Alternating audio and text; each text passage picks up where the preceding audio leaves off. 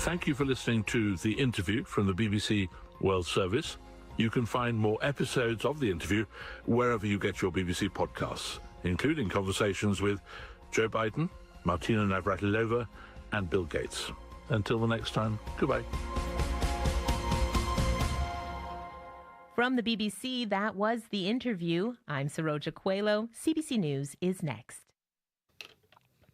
Good morning, Manitoba. I'm Marcy Marcusa. This is Information Radio. We're live in downtown Winnipeg on 89.3 FM, 990 AM on that app and on YouTube. Welcome to Friday. It's going to be sunny this morning in Winnipeg, and again, a chance of showers this afternoon and a risk of a thunderstorm. So keep that in mind as you plan your day. We have a high today of 28. With Humidex, it'll feel like 35, so very, very hot. Morning show is on until 8:37 a.m. with you, and let's get straight into headlines, and then I'll say hello to the team.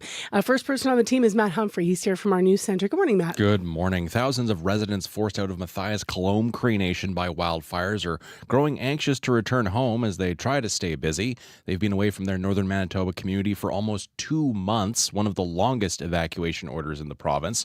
Residents were relocated throughout Manitoba, but as hotel vacancies started running low in the province, some went to Niagara Falls. We'll hear from someone there, check in on how she's doing.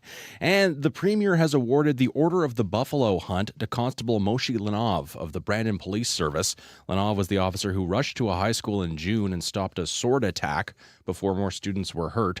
Someone entered the school wearing a disguise, armed with a sword, and severely cut a 15-year-old grade 10 student. We'll hear more at the bottom of the hour. All right, thank you, Matt. Back soon. I mentioned saying good morning to the rest of the team, so I'll do that now. Sierra Sanders is here directing the program, and we'll cover the commute. Good morning. Good morning to Abby Adeyemi, who's back behind the controls this morning, and we'll cover our weather forecast on the air. Actually, just reminding me about the air quality statement that's in effect, the warning in effect. So be careful up north around Flin Flon, Lynn Lake, Lynn Lake, the Paw, Norway House, and Thompson, all around that area. You're going to watch for the smoke quality. And also, we have two people actually helping out with YouTube today. So Brad Lillies is our regular producer if you're watching our streaming, our show, or Azika Abdelataf is with us once again. So good morning to everybody on the crew today. Thanks for being with us. I mentioned Winnipeg. I'll just get through the weather quickly here in Brandon. Brandon, sunny this morning as well. Chance of showers similar to Winnipeg, really sticky high, 31, feels like 39. And in Thompson, mix of sun and cloud and a high of 21. Coming up, we're going to hear about a vegan marketplace taking place this weekend in Winnipeg.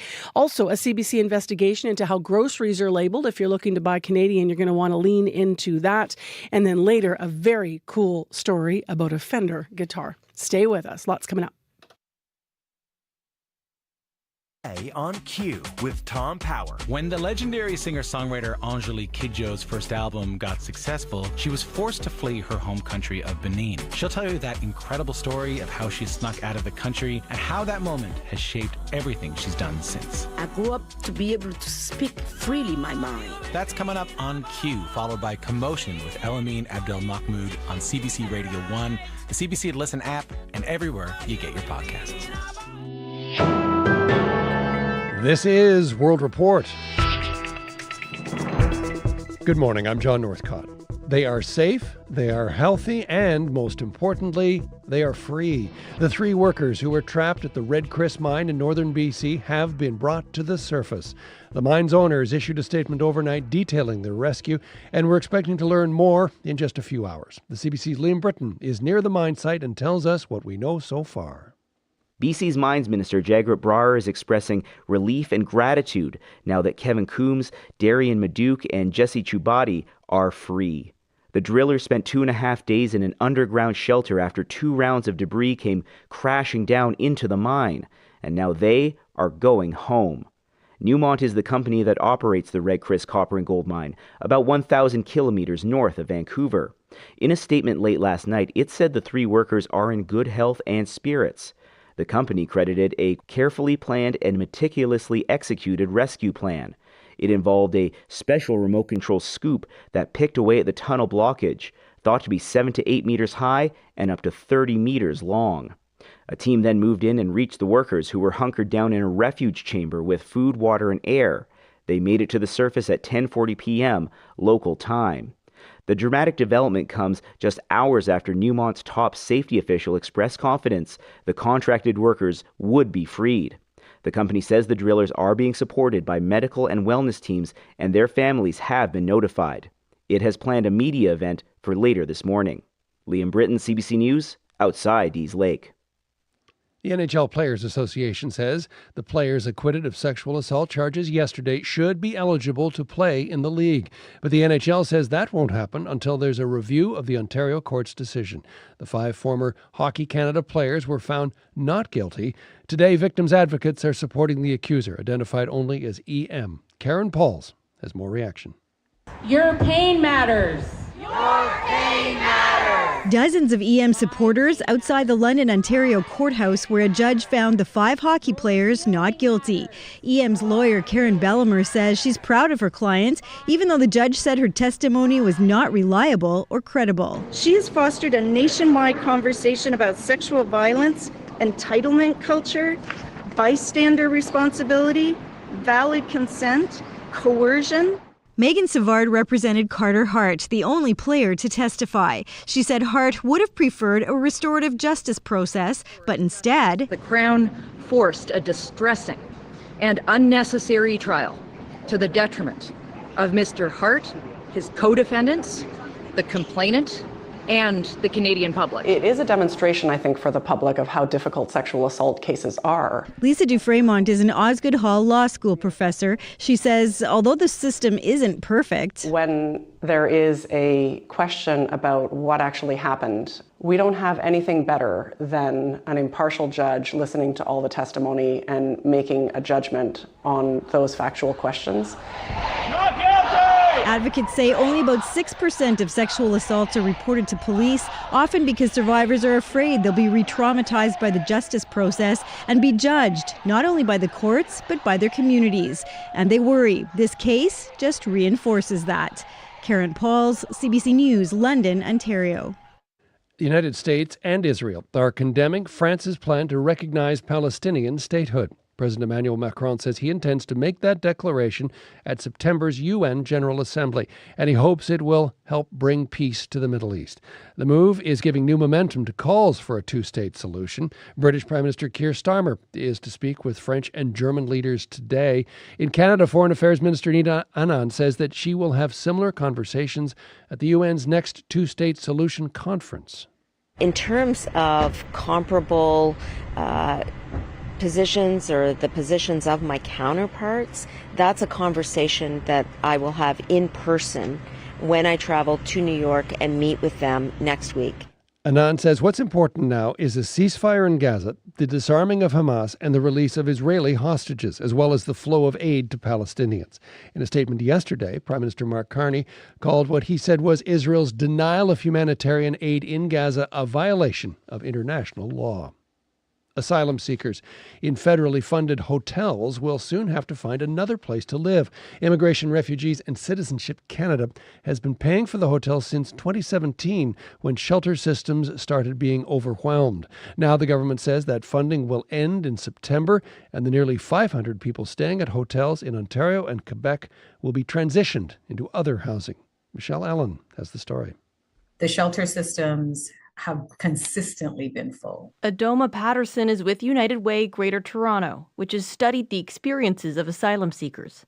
She says after hotel funding ends, many will struggle to find more sustainable, transitional, or affordable housing. Immigration, Refugees and Citizenship Canada says housing them in hotels was always intended to be a temporary measure.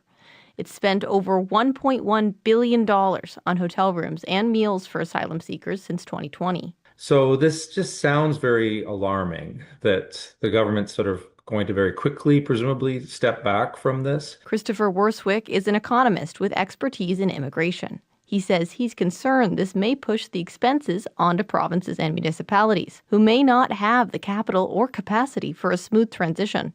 Patterson says this leaves many at risk of falling through the gaps. Anyone who is not in safe, stable housing, there's always a risk that their health is compromised. And then in extreme cases, you might see someone pass away. While municipalities like Peel, west of Toronto, have successfully increased capacity by building dedicated shelters for migrants, Patterson says this takes time. The temporary hotel funding ends September 30th. IRCC says they will still work with individuals to help them transition. Michelle Allen, CBC News, Toronto. The Wall Street Journal is reporting more details about the book of birthday greetings sent to Jeffrey Epstein in 2003 and the high-profile people who contributed letters. Last week, as reported, that U.S. President Donald Trump wrote a letter to Epstein that included a drawing of a naked woman. Now, the Journal says former President Bill Clinton also made a contribution. It reportedly makes reference to Epstein's years of adventures, childlike curiosity, and a drive to make a difference. The spokesperson for Clinton says he cut ties with Epstein more than a decade before the arrests on sex trafficking charges. The $8 billion U.S. merger between Skydance Media and Paramount is now approved by federal regulators. The deal will reshape American broadcasting, but critics say U.S. President Donald Trump had undue influence on the deal and is undermining freedom of the press. CBC's Janice McGregor is in our Washington bureau. Janice, why is the federal regulators' green light for this merger sparking so much concern? John, the announcement from Brendan Carr, who's the chairman of the Federal Communications Commission, it didn't even attempt to hide the politics behind this decision. Americans no longer trust the legacy national news media to report fully, accurately, and fairly, Carr said. It's time for a change. Carr also said that CBS will now commit to what he called unbiased journalism, putting in place a new ombudsman to police the network's inclusion of a greater diversity of viewpoints, while at the same time ensuring that the broadcasting giant doesn't pursue DEI, diversity, equity, and inclusion hiring policies that Carr's statement called discriminatory. Earlier this month, CBS agreed to pay Trump $16 million to settle a lawsuit over the way its program, 60 Minutes, edited an interview with Kamala Harris that aired right before last fall's presidential election. David Ellison, the head of Skydance and CBS's new boss, is the son of a powerful ally of the president. Well, Larry Ellison's a friend of mine. He's a great guy. I think he's the buyer. But we did a deal for about $16 million. The lone Democrat that sits on the FCC, Anna Gomez, accused Paramount yesterday of cowardly capitulation to get what it wanted and warned that the American public is going to pay the price. Democratic Senator Elizabeth Warren went even farther. She called the 60 Minutes settlement a bribe. Janice, let's talk about how serious the potential is for this deal to have a chilling effect on the U.S. media. Because on social media, Trump has already suggested that in addition to this $16 million settlement, CBS is going to run millions more worth of favorable public service announcements. The senior editor at 60 Minutes resigned earlier this spring, citing the network's failing editorial independence. And earlier this week, Trump was applauding Paramount's decision to cancel Stephen Colbert's late-night satirical talk show. Of course, Colbert frequently mocks the president. Janice McGregor in our Washington bureau. Thanks, Janice. You're welcome. And that is the latest national and international news from World Report. If you're enjoying the World Report podcast, and we hope you are, please follow us and tell a friend. It helps to spread the word. I'm John Northcott. This is CBC News.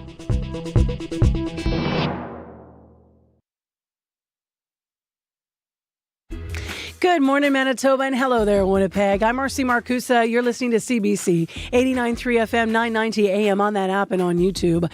Thanks for being with us. Friday morning, a little smoky. 17 degrees. We'll update that in just a moment. This hour on the show, vegan vendors are in the spotlight this weekend locally. First up, we're going to hear from the organizers of Herbivore Haven about what they want to say about the stigma that still persists around being vegan here in Winnipeg. So stay tuned about that.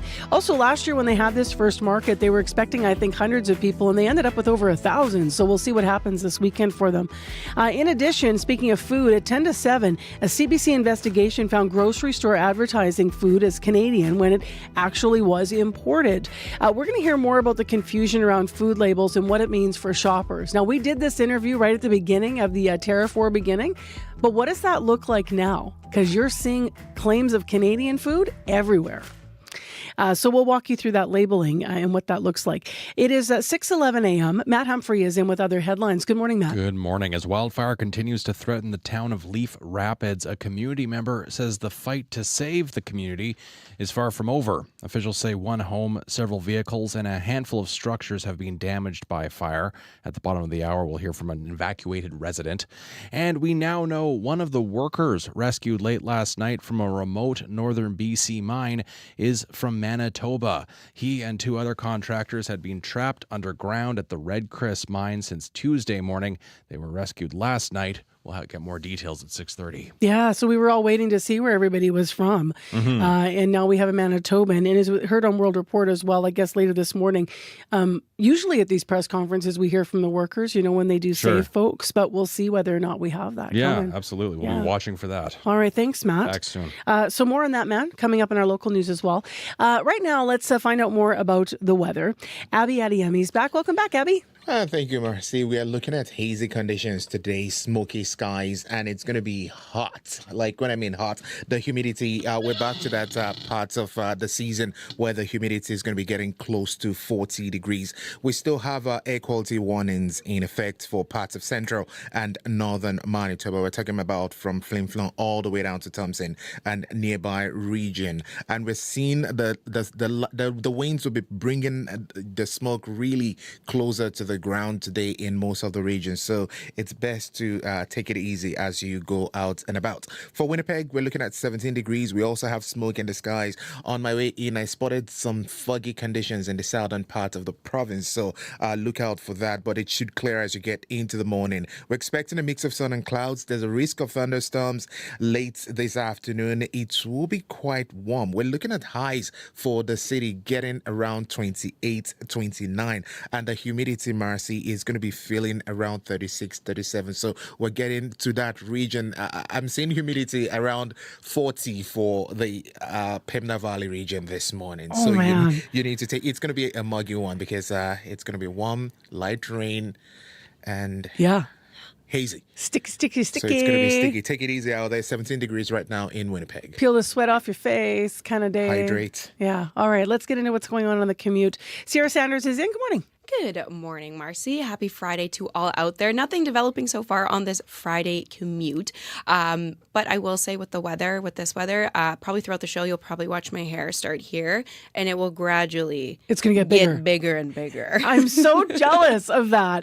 I always wanted curly hair and my hair is just poker straight. And as I was saying, I think earlier this week when it was another sticky day, mine just sticks to my face and then looks terrible. And I just love that big curly hair. My curly hair just kind of starts to grow further and further away from my face and just we'll do a time lapse. To get bigger. I know. I feel like we should try and do that because yes, it will in fact get bigger, but hopefully the issues on your commute do not get bigger. If there is something slowing you down out there, whether you are here in the city or out on the highways, give me a call on the CBC commuter line. I'd love to hear about it and let your fellow commuters know about it. That number is 204-788-3093.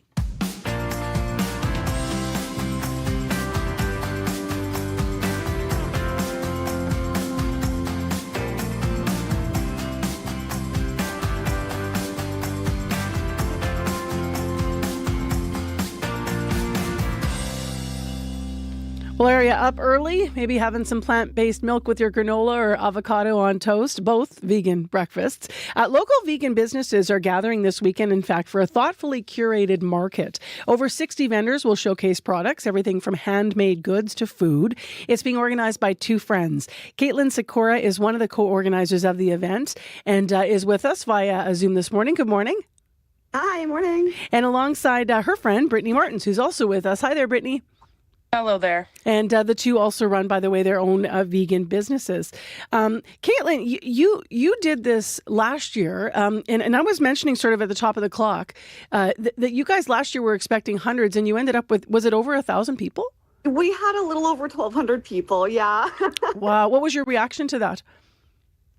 We need a bigger venue, but we were very, very happy to see the turnout. There was a lot of support in the community, and we were thrilled to see that. So, Brittany, where are you guys doing this year then, given that you needed that bigger venue for more people?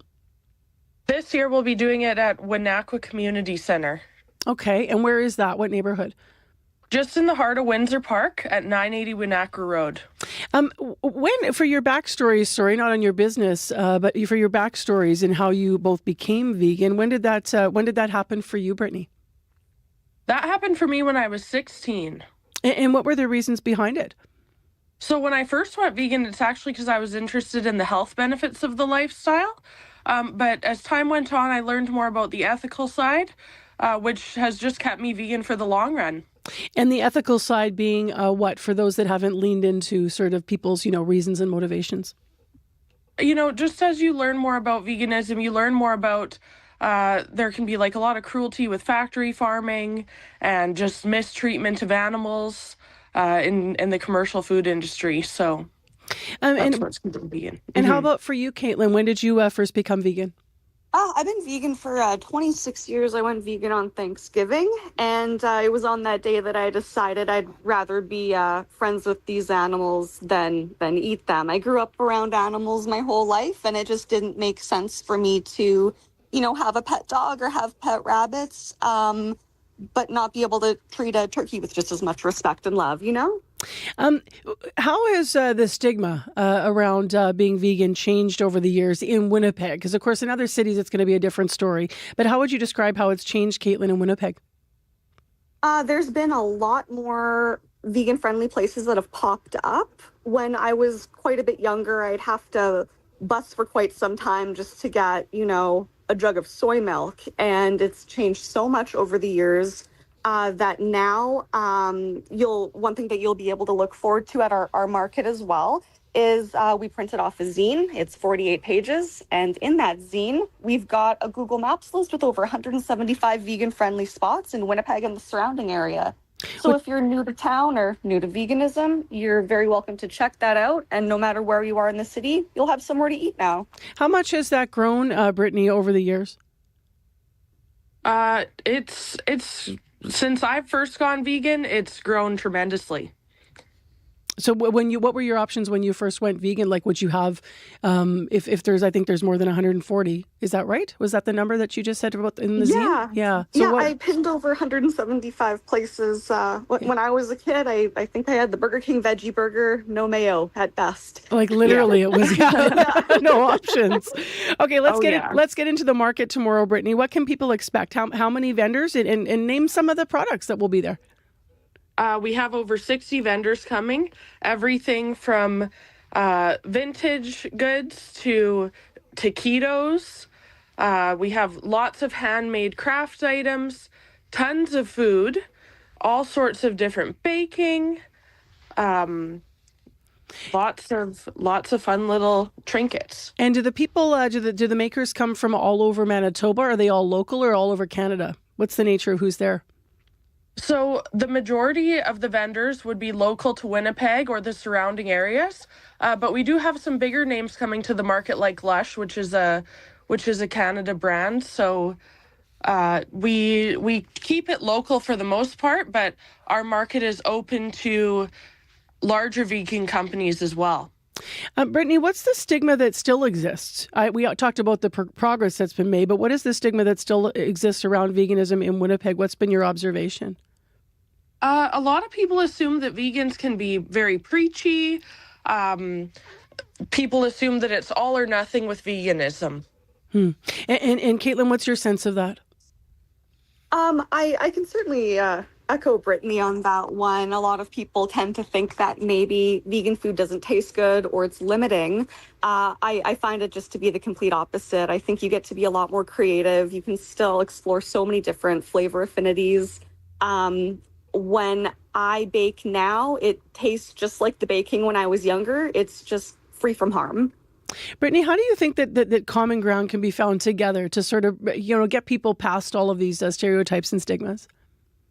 For me personally, it's like sharing a good meal with people who are not vegan, and they just, we can all bond over food. Everybody's got to eat. So if you just have a good meal for everybody to share, it's a great way to bond about veganism and to put it in a more positive light. Now, we mentioned that you both own businesses, so if you want to shout them out, let's do that now. Caitlin, what do you do with your business? I run Real Swanky. I make hand embroidery. All of my threads and my fabrics are from thrift shops, yard sales, bolt hens, and rural fabric shops. And I actually back them up quite nicely with a vegan-friendly felt made from 100% recycled plastic bottles in Quebec. And Brittany, you're going to make us hungry because you make like cinnamon rolls and pizza rolls. And what's the name of your business? Yes, my business is named Plant Kitchen and Bakery. It's a totally vegan bake shop, and we have lots of deli items as well. We're inclusive to different allergies, and our focus is really on nostalgic treats that when you eat it, you're not going to be able to tell it's vegan until somebody tells you that it is. Well, people can test out all of that tomorrow at the market with all kinds of different vendors. Thank you both for starting the show. 10 to 3 o'clock tomorrow is the market at Winnequa Community Centre, 980 Winnequa Road. And we appreciate you both being with us this morning. Thank you. Thank you. We appreciate you too. Thank you. That's Caitlin Sikora and Brittany Martins. They run, as you heard, their own vegan businesses, but they're co-organizing this weekend the market that is happening around veganism. It's their second year. Ever hear a really good radio show and fall in love right away? Fall in love at first listen with the CBC Listen app. Find CBC radio shows like As It Happens and Now or Never and stream them anytime, anywhere for free. Download CBC Listen today. It is 6:23 a.m. on 89.3 FM, 990 a.m. on that app and on YouTube. I'm Marcy Marcusa. Thanks for joining us this morning. Smoky 17 degrees in Winnipeg and an air quality warning for central and northern Manitoba around the smoky conditions. It's misty over in Brandon and 13 right now, and up in Thompson, the smoke's affecting you as well. And your current condition is 13 degrees, so a lot warmer than yesterday morning. I think it was just 2 degrees in Thompson. Well, early in the summer, there's a particular hobby that people turn to in Canada. And it's not camping, canoeing, or cycling. According to Statistics Canada, it's watching birds and wildlife. And now there's a new mobile app that's been created here that aims to connect birders and their finds with researchers and conservationists. This morning, the CBC's Manjula Selvarajah explains. According to Merlin Bird ID, a free app designed by the Cornell Lab of Ornithology at Cornell University, that's the song of the chestnut-collared longspur, sounds captured and entered into the app by a user in Saskatchewan. Kyle Horner says it's a pretty bird. Horner is with Birds Canada, a national charity dedicated to the conservation of birds. Like a sparrow, very nicely dressed, that lives in the prairies. But it is an endangered species, as designated by the Committee on the Status of Endangered Wildlife in Canada. According to a report released by Birds Canada last year, the chestnut-collared longspur has seen a drastic decline in its population, 94% over the last 50 years. Which is a whole heck of a lot. And in terms of the last few years, that decline is roughly the same. It's not really changed. So that's a bird that we're very, very much worried about. That report, titled The State of Canada's Birds, has bad and good news. The population of grassland birds has declined by a whopping 67% since 1970. Arctic birds are down 28%. But waterfowl like ducks and geese, which once suffered from overhunting and loss of wetlands, are up 46%. Birds of prey like hawks and falcons, which were in trouble because of pesticide use, are now up 35%. In the past 50 years, we've seen a lot of work into, properly regulating hunting, into wetland conservation, into limiting the use of these pesticides. And it's exciting to know that if we take action, if we sort of understand the problem and we work towards fixing it, we absolutely can be successful. Canada is a nation of bird lovers. According to data from Statistics Canada in 2021, 1 in 10 households spends money on birdwatching, from binoculars to travel. And in spring and early summer in 2021 and 2022, more Canadians went wildlife and birdwatching than golfing, camping, or cycling. To tap into the enthusiasm of these bird lovers, Birds Canada just launched a free mobile app called Nature Counts. Kyle Horner is the engagement coordinator for the app. There's so many people who are keen on just going out and observing birds, and in doing that, they can also collect really important data about birds. By using an app, what we're trying to do is to make that process as efficient as it can be, as accurate as it can be, and also as accessible as it can be. Technology isn't new to birding. The Merlin Bird ID app is like a Shazam for bird calls. You hold up your phone to the sounds you hear, and it identifies the bird. eBird, another app by the Cornell Lab, helps birders keep track of what they spot. Kyle Horner says Nature Counts is built for research and conservation projects. To collect data in a very structured and detailed way that's just not quite covered by other apps. Users can participate in projects like the British Columbia Coastal Waterbird Survey, and the benefits of the software crosses borders. It's being used to support the bird count for the Pennsylvania Bird Atlas. Alex D'Entremont from Yarmouth County, Nova Scotia, has been using a web version of Nature Counts for years. He enters data online for the Atlantic Canada Nocturnal Owl Survey, a citizen science project. I do that work in the field with pen and paper, and then I submit that through the Nature Counts website. He's a member of the Nova Scotia Bird Society, a volunteer-run not-for-profit that has been in existence for over 60 years. D'Entremont is the editor of the organization's quarterly magazine, Nova Scotia Birds. So now with the app, I could do everything that I do in the field and in the office once instead of twice.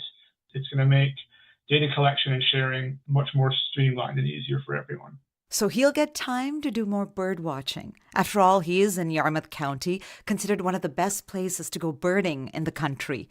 A place where one can have a day like this, out on the water. We found a group of shearwaters mostly, and the group of birds just never ended, right? So we estimated about 4,300 at least, is awe-inspiring. And then to top it all off, right before we left, we found a group of 4 minke whales. So we were surrounded by, thousands of shearwaters and 4 minke whales foraging alongside all these birds. A sight and experience to conserve for generations to come. For CBC Radio, I'm Manjula Selvarajah. You're beautiful, that's for sure. You'll never, ever fade. You're lovely, but it's not for sure. I won't ever change. And though my love is great, and though my love is true, I'm like a bird, I only fly away. I don't know where my soul is, I don't know where my home is. And baby, all I need for you to know is like a bird, I'll only fly away. I don't know where my soul is, I don't know where my home is. And I need for you to know this faith in me brings me to tears. Even after all these years, and it pains me so much to tell that you don't know me that way, and though my love is great, and though my love is true, I'm like a bird, I'll only fly away. I don't know where my soul is, I don't know where my home is. And baby, all I need for you to know is like a bird. Can't resist a little I'm Like a Bird after that story. Nellie Furtado on CBC. I'm Marcy Marcusa. You're listening to the Friday morning show here on 89.3 FM. Business news still ahead, and the Canadian Federation of Independent Business is predicting a recession in Canada this year. We'll hear more after your CBC Winnipeg news. This is CBC News. At 6:30, we're at 17 degrees with partly cloudy skies over downtown Winnipeg. We could see showers later today. Good morning. I'm Matt Humphrey. Some evacuees from Leaf Rapids barely slept Wednesday night when they found out a fast-moving wildfire had reached the northern Manitoba town. Provincial officials say one home and several vehicles were damaged, as were 5 to 7 abandoned structures.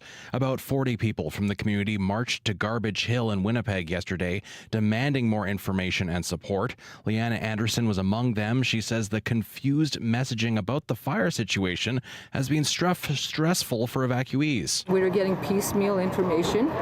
Nobody really knew what was happening. And then we heard that it was hitting the industrial part of town and it was coming up fast. And then we got notice from the town of Leaf Rapids that they had evacuated all the fire personnel.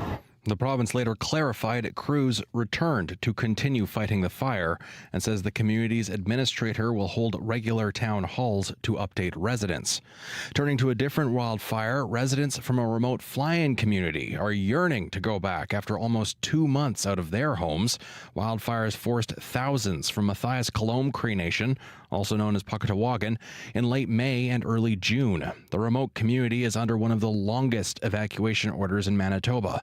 The main fire in the community has receded, but Councillor Brenda Dumas says another one just flared up. It's pretty close to our community. So if the wind shifts and we end up taking our people back, and our people could be in danger again. So those are one of the reasons for us not to go back also.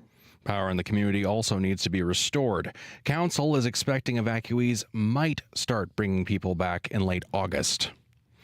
After more than 60 hours trapped underground, 3 mine workers have been rescued in northern BC. Red Chris mine officials say the 3 men, all contractors for a BC-based drilling company, were safely brought to the surface last night, and one worker, Jesse Chubati, is originally from Manitoba. Liam Britton has your details. BC's Mines Minister Jagrat Brar is expressing relief and gratitude now that Kevin Coombs, Darian Maduke, and Jesse Chubati are free. The drillers spent 2.5 days in an underground shelter after 2 rounds of debris came crashing down into the mine. Newmont is the company that operates the Red Chris copper and gold mine, about 1,000 kilometers north of Vancouver. In a statement late last night, it said the 3 workers are in good health and spirits. The company credited a carefully planned and meticulously executed rescue plan. It involved a special remote control scoop that picked away at the tunnel blockage, thought to be 7 to 8 meters high and up to 30 meters long. A team then moved in and reached the workers, who were hunkered down in a refuge chamber with food, water, and air. They made it to the surface at 10:40 p.m. local time. The company says the drillers are being supported by medical and wellness teams, and their families have been notified. Liam Britton, CBC News, outside Dease Lake. Looking at international news, Israel has long accused Hamas of stealing humanitarian aid bound for Gaza and selling it at a huge markup. But this morning, the Reuters news agency is reporting on a U.S. government investigation which found the militant group did not steal aid, at least that funded by the United States. The allegation was the rationale the U.S. and Israel used for backing a new private aid organization. And finally, the mother of the teen badly hurt in a sword attack in Brandon last month says she's grateful to the people who may have helped save his life. 15-year-old Chinosur Onuke was attacked by a fellow student at Neelan High School on June 10th. He suffered severe cuts to his hands, chest, and thigh, but the injuries could have been worse if not for the swift intervention of school staff and the Brandon Police Resource Officer. His mother, Helen, appreciates their efforts. How they responded was really wonderful. So it's applaudable. It's just to encourage everyone who is doing this kind of thing to just keep doing what they're doing, because how they respond matters to whether lives are saved or lives are destroyed. Premier Wabkanu yesterday awarded Constable Moshe Lenov the Order of the Buffalo Hunt on behalf of himself and the other first responders in the school that day. The 16-year-old alleged attacker faces several charges, including attempted murder. And that is your CBC News for Winnipeg. For news anytime, you can go to cbc.ca/Manitoba. All right, thanks very much, Matt. Back soon. Matt Humphrey in our news department this morning, filling in for Heather Wells. Well, I want to mention something just before weather and traffic here, Abby. So I'm going to put you on hold. You might actually engage in this a bit, because I know you've shared before on the air that you're a religious man, go to church. Okay. Yeah, and you know I grew up Catholic. Oh, yeah. Yeah. Okay. Mhm. So my mom is. Okay, so you know all about confession. I do. Yeah. Okay. So I, yesterday on the show, promised I was going to share this story, and then we ran out of time. So I'm going to share it now. Why are we talking about confessions? Yesterday on the show, Folk Fest, which has wrapped up. But if you were there, you might have noticed this confessional booth. It was an art installation. Over 600 people actually came and anonymously confessed or told stories. And we had the artist behind it, Justin Foe, on the show. And if you want to hear more about what he did with those stories, you can go at Folk Booth Confessions to Instagram.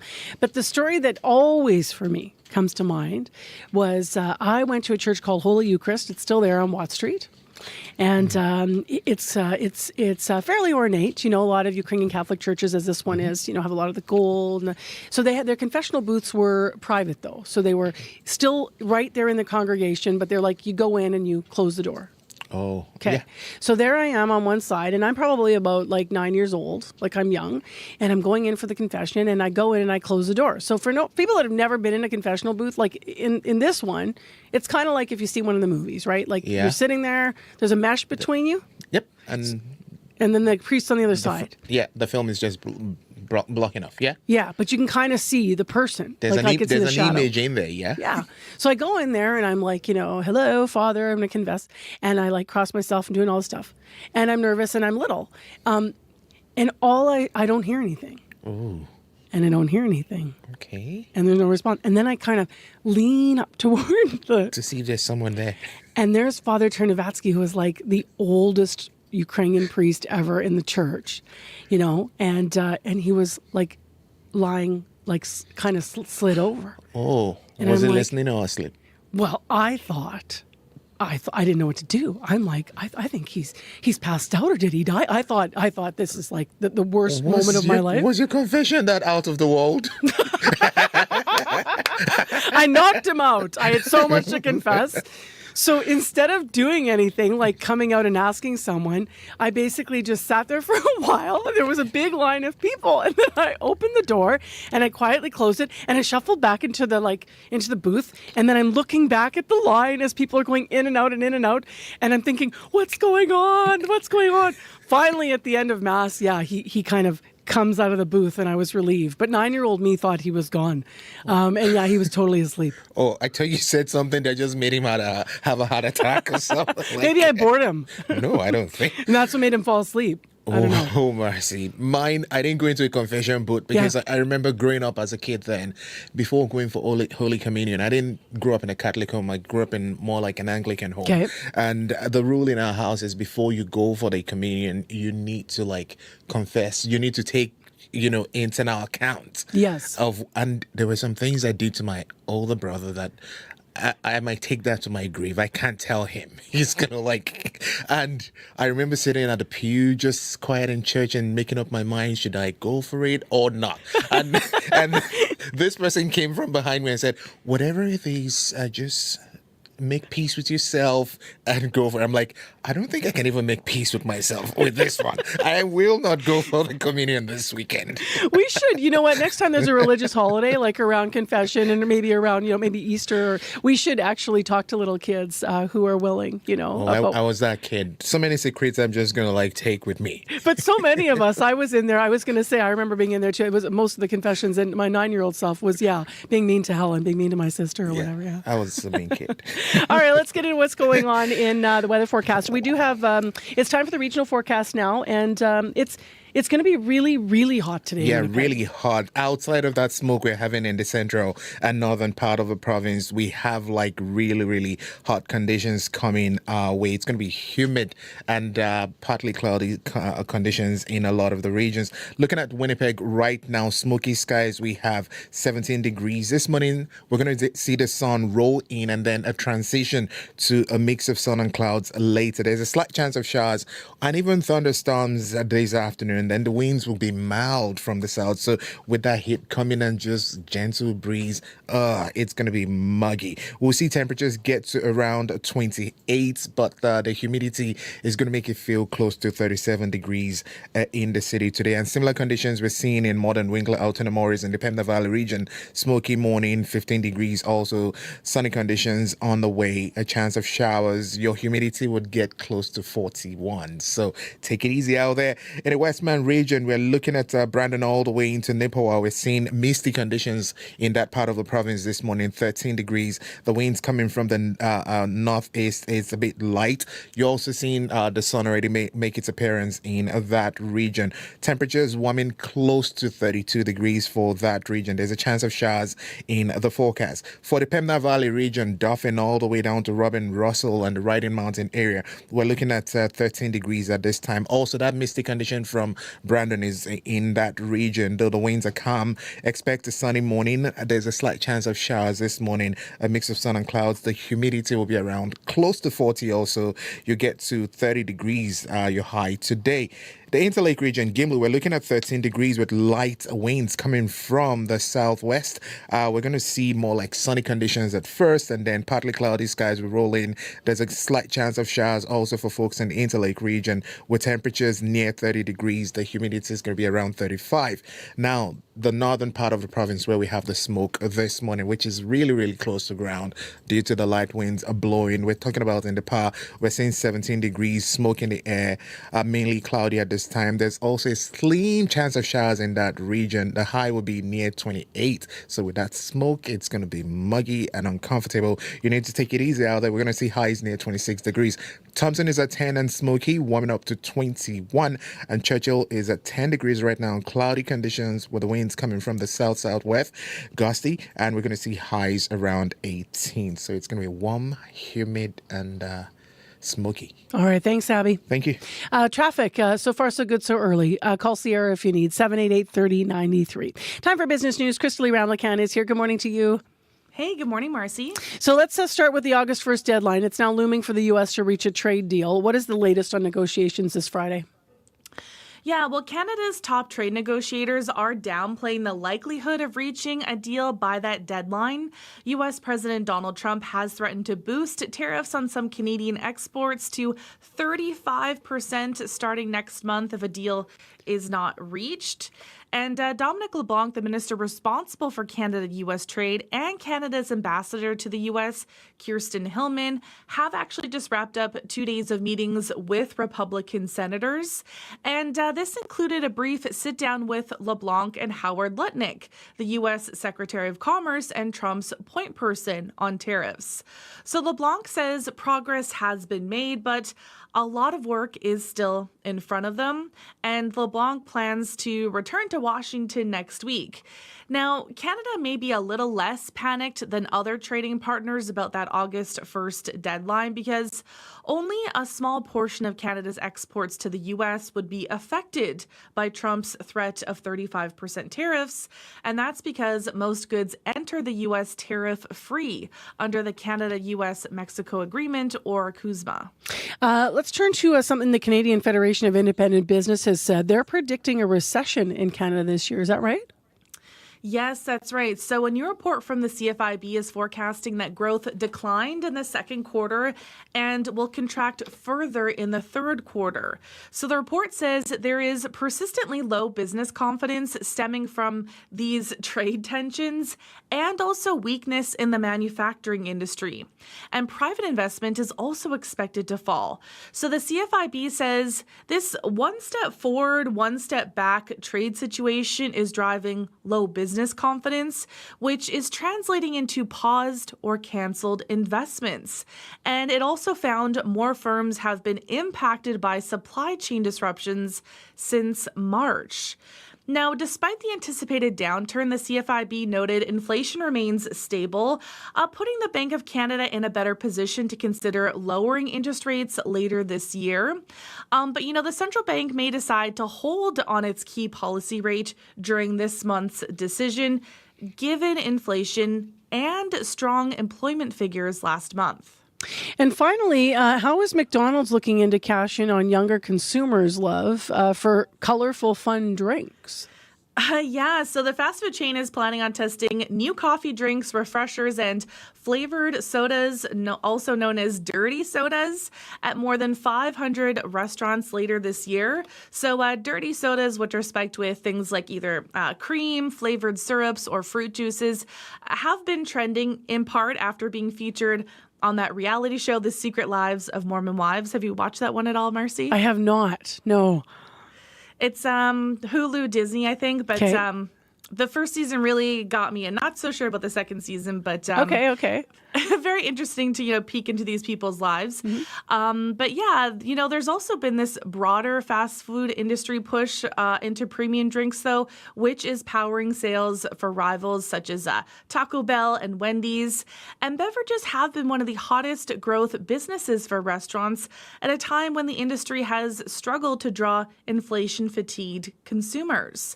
So a year and a half ago, though, McDonald's did launch 8 Cosmix locations that served novelty beverages. I think we talked about those. But the goal was there to test the market without interfering with existing locations.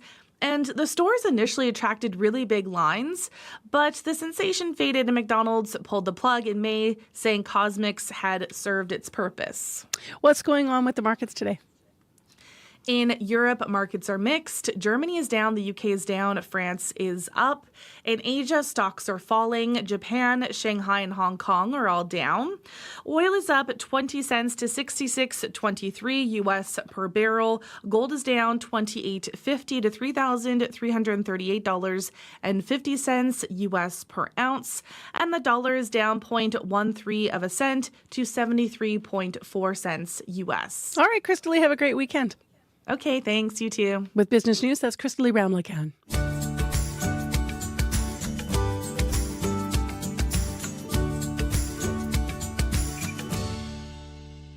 Well, still ahead on the show, we're going to speak with CBC's Katie Nicholson, and that's about the Hockey Canada sexual assault trial and yesterday's not guilty rulings. And we'll hear more about more reaction coming up on World Report at the top of the clock.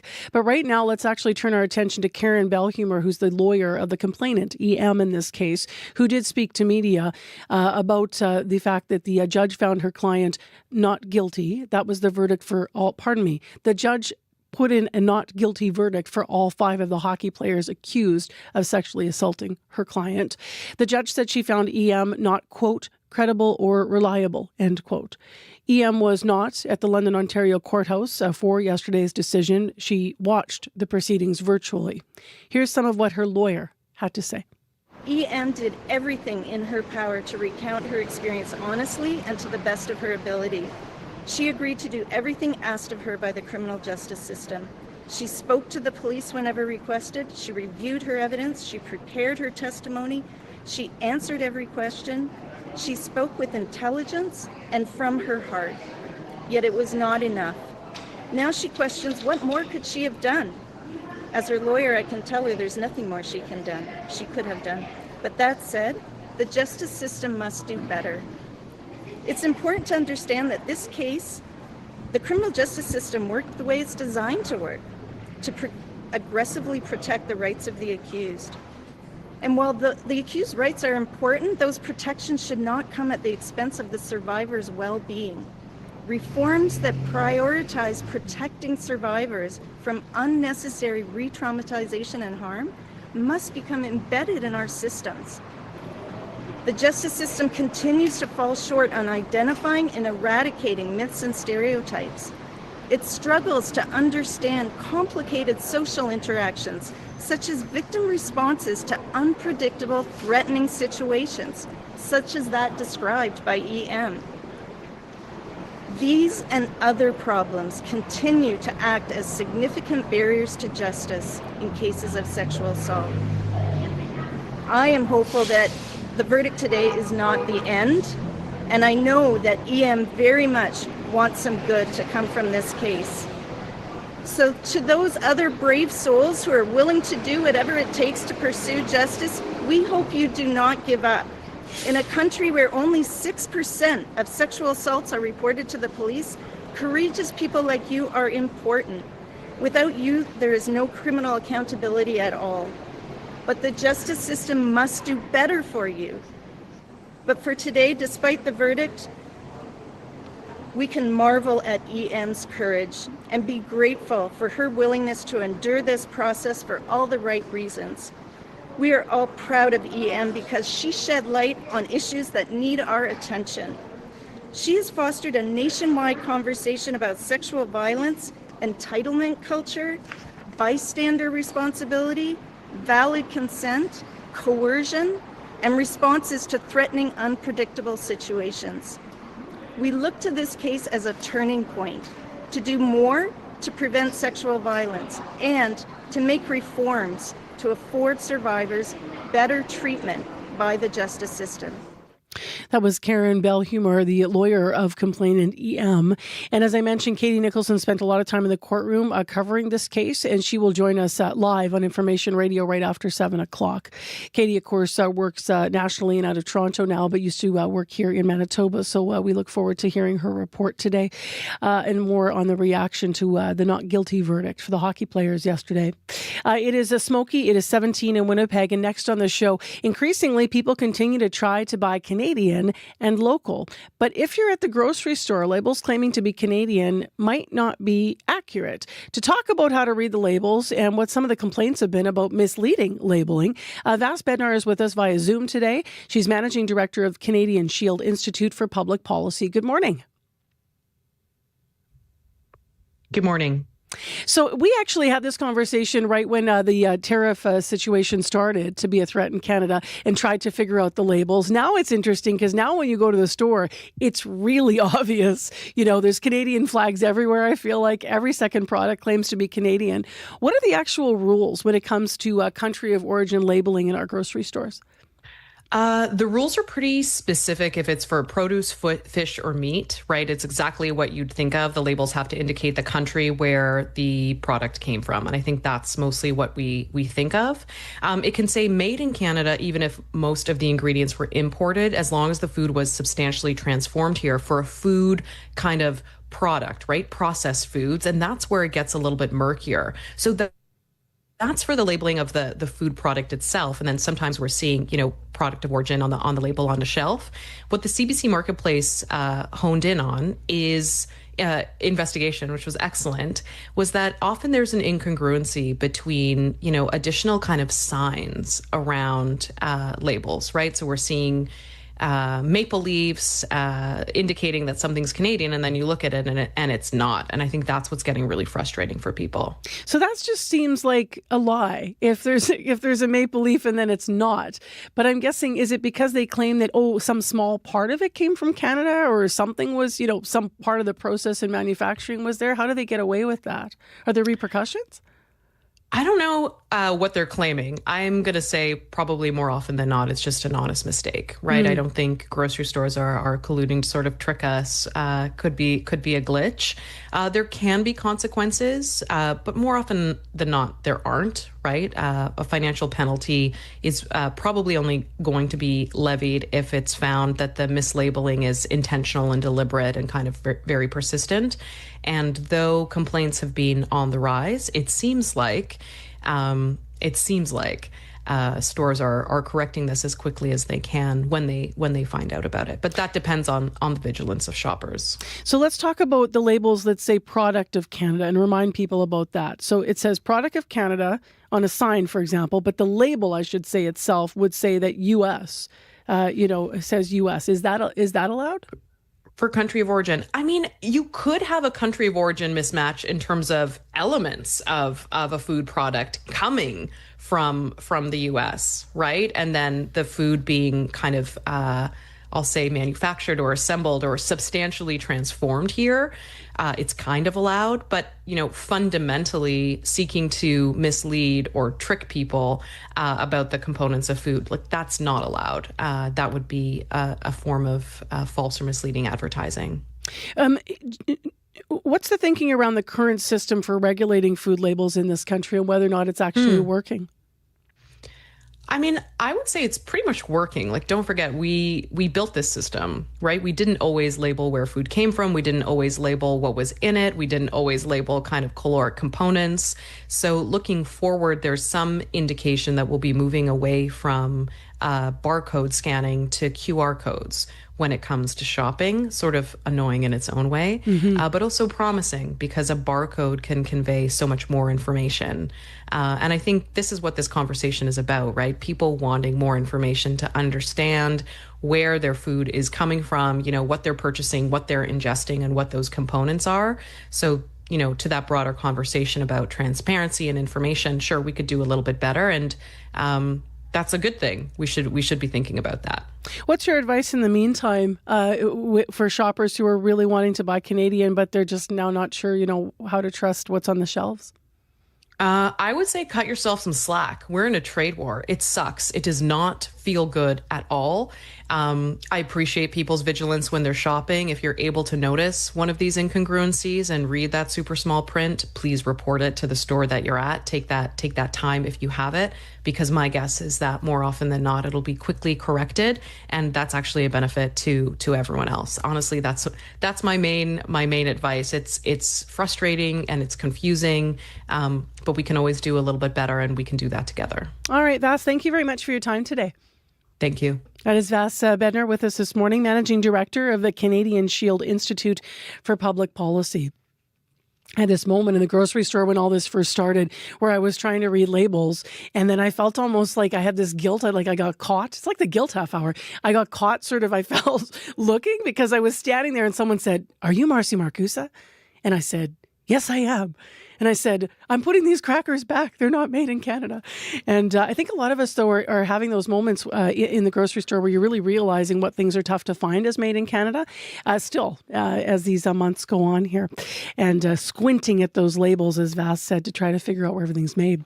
It is 3 minutes now to 7 o'clock on 89.3 FM. And Matt Humphrey is back in with our update on our headlines. Good morning. Good morning. Some good news this morning. 3 drillers have been rescued from a collapsed mine in northwestern BC, and one, Jesse Chubati, is originally from Manitoba. They had been trapped by a large rock fall since Tuesday. A remote-controlled scooper was used to clear debris the height of a 2-story building.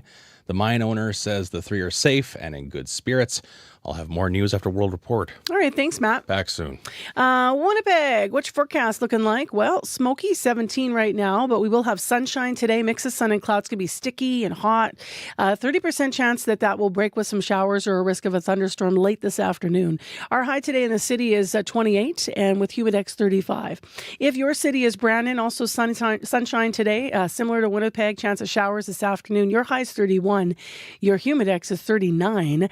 Brandon right now misty and 13, and smoky up in Thompson, 13 degrees. Today, mix of sun and cloud and a high 21 with Humidex 26 and widespread smoke. The air quality warning today is specifically to central and northern Manitoba, though, of course, we can smell this all over the province.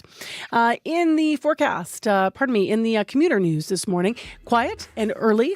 Remember to check 511 if you are in those fire areas. Check those highways first to make sure you can go where you're needing to go and nothing's closed off. And otherwise, you can give us a call if there's a problem on your commute. It's 788-3093. In the next hour of the show, I mentioned Katie Nicholson's going to join us. We will have a closer look at the judge's ruling in the aftermath of the Hockey Canada sexual assault trial and the not guilty verdicts. Also, coming up at 10 to 8, our ongoing conversations about houselessness continue. We're going to talk to an organization from Vancouver, and they are working to revitalize the site of the Sutherland Hotel right now. We'll find out where that project is at. They also have a new housing and social services and more opportunities model in Vancouver that's been working. So as we continue to look at more effective ways of offering wraparound supports in the future, we're going to talk to their co-founder about that. And if you've had it, you're probably in Manitoba. If you love it, apparently you'll travel anywhere in the province to get it and eat it. What is it? Ice cream. What kind? Blue licorice. Stay tuned.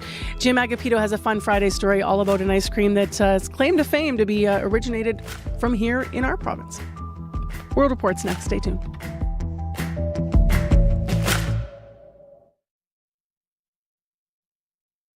On The Current. Sexual assault trials often come down to a he said, she said. In this case, you've got one she said and multiple he said. Hi, I'm Pia Chattopadhyay. The trial of 5 Canadian hockey players on sexual assault charges has been closely watched across our country, and now the decision is out. What this trial says about Canada's justice system, coming up on The Current. The Current, tomorrow morning at 8:37, 9:07 in Newfoundland, and on the CBC Listen app. This is World Report. Good morning, I'm John Northcott.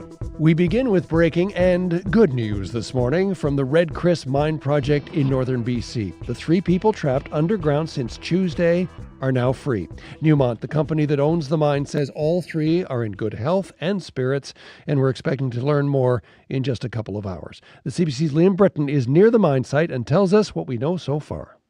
BC's Mines Minister Jagrat Brar is expressing relief and gratitude now that Kevin Coombs, Darian Maduke, and Jesse Chubati are free.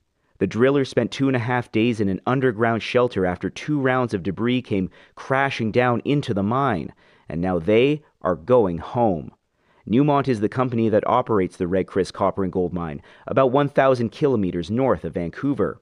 In a statement late last night, it said the 3 workers are in good health and spirits.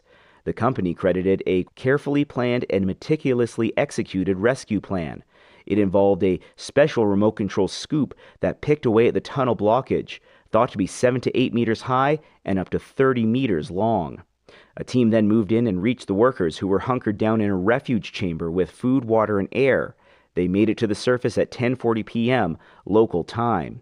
The dramatic development comes just hours after Newmont's top safety official expressed confidence the contracted workers would be freed. The company says the drillers are being supported by medical and wellness teams, and their families have been notified. It has planned a media event for later this morning. Liam Britton, CBC News, outside Dease Lake. The NHL Players Association says the players acquitted of sexual assault charges yesterday should be eligible to play in the league.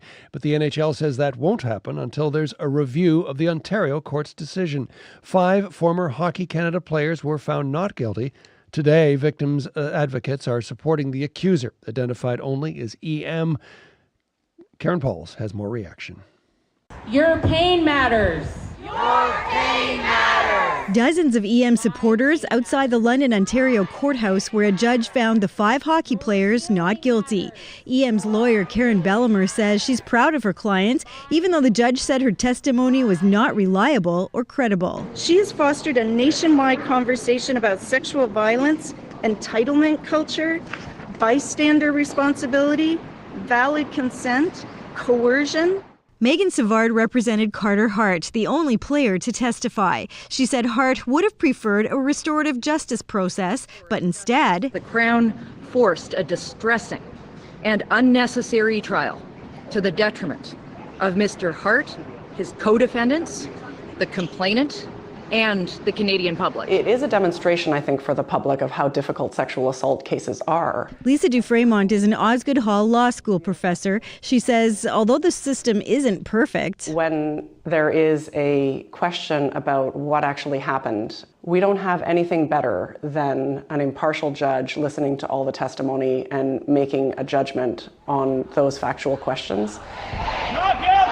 Advocates say only about 6% of sexual assaults are reported to police, often because survivors are afraid they'll be re-traumatized by the justice process and be judged not only by the courts but by their communities. And they worry this case just reinforces that. Karen Pauls, CBC News, London, Ontario. The U.S. and Israel are condemning France's plan to recognize Palestinian statehood. President Emmanuel Macron says he'll do it at the UN General Assembly in September. He says he hopes statehood could bring peace to Gaza and the border region. Crystal Gomansing has more from London.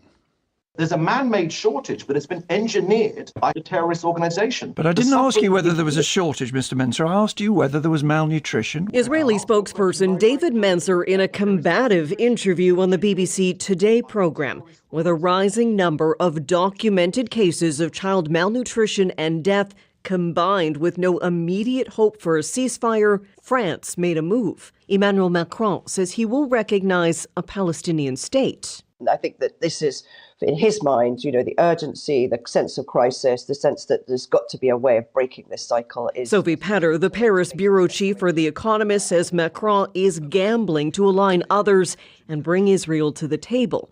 Canada's Foreign Affairs Minister Anita Anand was asked about the declaration. We do support a two-state solution. However, we do need to see the return of all hostages. The French president said the same thing Thursday. The recognition by France would also require the disarmament of Hamas. Still, U.S. Secretary of State Marco Rubio called the move reckless and a slap in the face to victims of October 7th. British officials say they support an eventual recognition of Palestinian statehood, but the immediate priority is to alleviate the suffering in Gaza. Prime Minister Keir Starmer will be speaking with his German and French counterparts today. Crystal Gamansing, CBC News, London. The community of Norman Wells in the Northwest Territories is celebrating Indigenous self-governance. Soon it will be federal and territorial law that the community be governed by Dene and Métis leaders. Jocelyn Chappelle has more. On the northern shores of the Mackenzie River, people in the small community of Norman Wells are honoring years of work. This is a celebration that's going forward with the people that were here before, the people that are here today, and the people that are here tomorrow. And Sherry Hodgson is the president of Shegotlene Gotene. That's the Indigenous government for the Satu Dene and Métis of Norman Wells. There was always a firm belief that we could chart our own course. Its members voted to ratify the agreement to become a government earlier this year. Hodgson says respecting the work of elders is one major part of where they are today with the agreement. Over 30 years ago, the Satu Dene and Métis signed a land claim agreement. That set the stage for ongoing self-government negotiations. Danny McNeely is the Satu MLA. Capitalizing and progressing in a positive way of local infrastructure, education programs. So having that control over the destiny of self-government really is overwhelming to see. Self-governance will allow the Shegotlene Gotene to make their own laws for members. This will extend to areas like education, traditional healing, and social services. Hodgson says the next steps are passing the agreement into territorial and federal law. But this weekend, as hundreds fly in to celebrate, the focus is on community feasts and dances. Jocelyn Chappelle, CBC News, Norman Wells, Northwest Territories. Canada has a new Arctic ambassador. Prime Minister Mark Carney announced he is appointing Virginia Mears into the role. Mears is currently the Senior Director of Inuit Relations of the Kikitani Inuit Association, which represents over half of Inuit living in Canada's north. Her new role is part of a federal government plan to strengthen Arctic sovereignty. The hottest parenting trend of the summer is not doing much at all. Instead of scheduling every minute of their kids' time, parents are doing less. The CBC's Deanna Sumanak-Johnson takes a closer look at the so-called feral summer and who is most likely to benefit. I feel happy. And the kids are super happy. And Emile Niazi, the Toronto mother of three who writes a parenting column for online magazine The Cut, won't be shuttling her kids from one camp to another this summer. We get outside in the mornings, we have a little downtime in the afternoon, and then in the evenings we're usually back out on the street playing with our neighbors. The reasons behind the trend known as wild summer or feral summer, nostalgia for simpler, freewheeling childhoods, but also money. Camps have got more expensive. For a three-child family like Niazi's, on top of that, it would have cost me much more than I would have earned had I, taken on a full-time freelance schedule. So she says she knows their family is lucky with her working as a freelancer. Financial expert Melissa Leong says expensive though they may be, camps are necessary for childcare.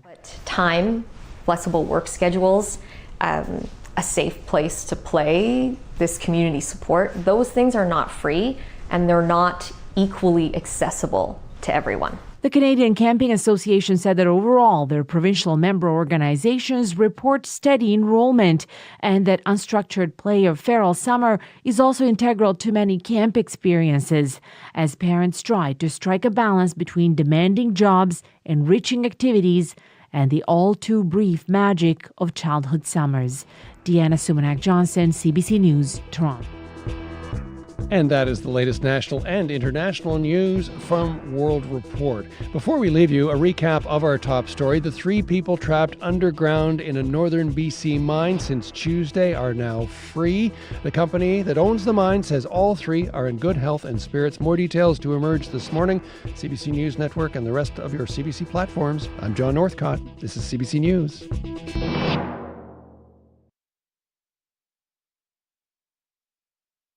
Interesting news about that miner, right, that we just heard. One of them from Manitoba, one of those rescued. So we'll certainly be looking for more information on that throughout the morning and the day. Good morning, everyone. From Manitoba, live from downtown Winnipeg, I'm Marcy Marcusa, and you are with Information Radio, the morning show here on 89.3 FM, 990 AM on that app and on YouTube. We'll get into the forecast in a moment. Still a little smoky here in the city. It's going to be sticky today.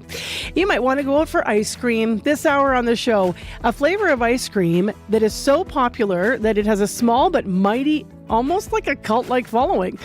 It's something you can really only find here on the prairie. CBC's Jim Agapito gets the scoop on blue licorice ice cream. So summer fun story coming up. To serious matters, straight ahead, we're going to have a conversation with Katie Nicholson, who was in the courtroom for much of the trial. She's going to walk us through the Hockey Canada sexual assault trial and yesterday's not guilty rulings. Stay tuned. Right now, let's go to Matt Humphrey for more on the top stories. Good morning. Good morning. We continue to follow the wildfire situation in our province. Thousands of people forced out of Matthias Colombe Cree Nation by wildfires are growing anxious to return home as they try to stay connected and busy. They've been away from their northern Manitoba community for almost 2 months under one of the longest evacuation orders in the province. Many have been scattered throughout Manitoba, but as hotel vacancies grew in our province, some went to Niagara Falls. We connected with someone there, and we'll check in on how she's doing at the bottom of the hour. We'll also have the latest on the dramatic rescue of the 3 miners, as you talked about. Jesse Chubati is one of those who was rescued. He is originally from Manitoba.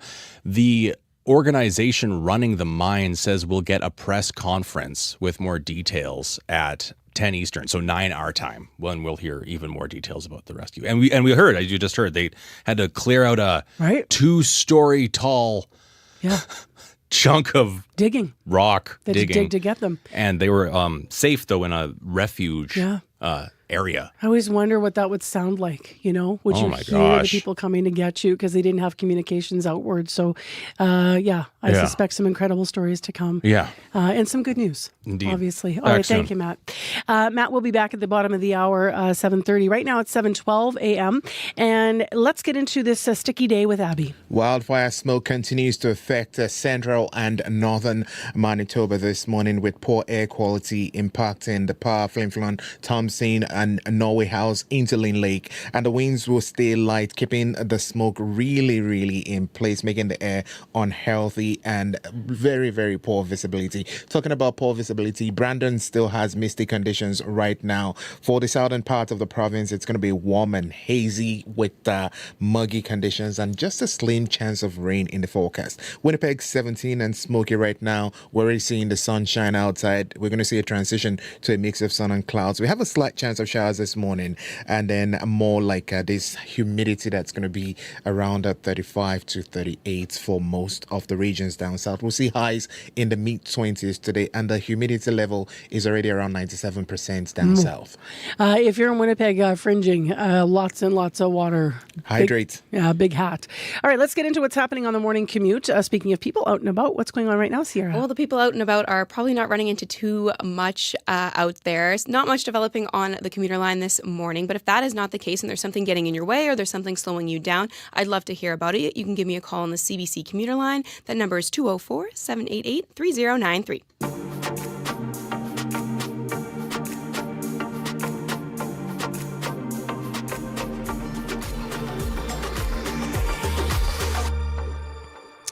Well, after 8 weeks of proceedings, 5 ex-players in the Hockey Canada sexual assault trial have been found not guilty. The former members of Team Canada's World Junior team were charged with sexually assaulting a woman, known under a publication ban as EM, in a London, Ontario hotel room in June of 2018.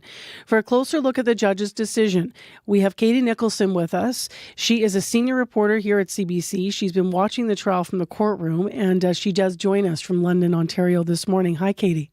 Good morning, Marcy. So you spent hours inside this courtroom. We benefited from your reporting all along the way. What did you see there yesterday? I think what was remarkable was just how many people showed up. The lineup started around 6 a.m. yesterday morning. This is a building that doesn't open its doors until 8:30. And they even had to open a second overflow courtroom. So there were 3 courtrooms in total for all of the people who wanted to see this decision for themselves. And it was clear, too, just how polarizing the trial was. I talked to a dad of 2 girls. He said he wanted to be there and see this for himself because he was on EM's side and he believed her. And then just behind him, there's a couple of people there who were worried about false accusations and they were rooting for the players. And it didn't matter what side of the divide people were on. They were all silent for this very lengthy legal decision. 5 hours. They just sat there. It was remarkable. Not even like restlessness in the courtroom like you often hear. People were just listening intently with sort of rapt attention to this dense legal reasoning. So what was, the judge's reasoning for the acquittals? Sexual assault trials often boil down to he said, she said, right? So it really becomes about the credibility of the witnesses. And then we got a sense early on in the decision which way Justice Maria Caricia was leaning. I'm just going to read this out for you, Marcy. This is something she said right at the start of her reasoning.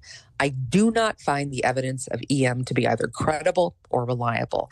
And so that became a theme over the next couple of hours as she went over the many inconsistencies in EM's testimony and cross-examination, as well as the gaps in her memory, all of which Caricia found to make her an unreliable narrator of that key issue here around consent.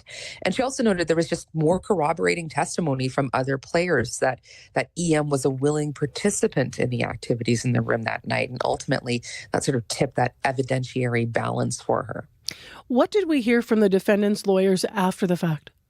Well, they had been silent for pretty much the entire trial, all 8 weeks. But yesterday, each of them made a statement, and they talked about how hard this has been for their clients to live under a cloud of these allegations, the professional and personal damage that they experienced. And Michael McLeod's lawyer, David Humphrey, he had these words about Hockey Canada's decision to settle a lawsuit connected to this matter.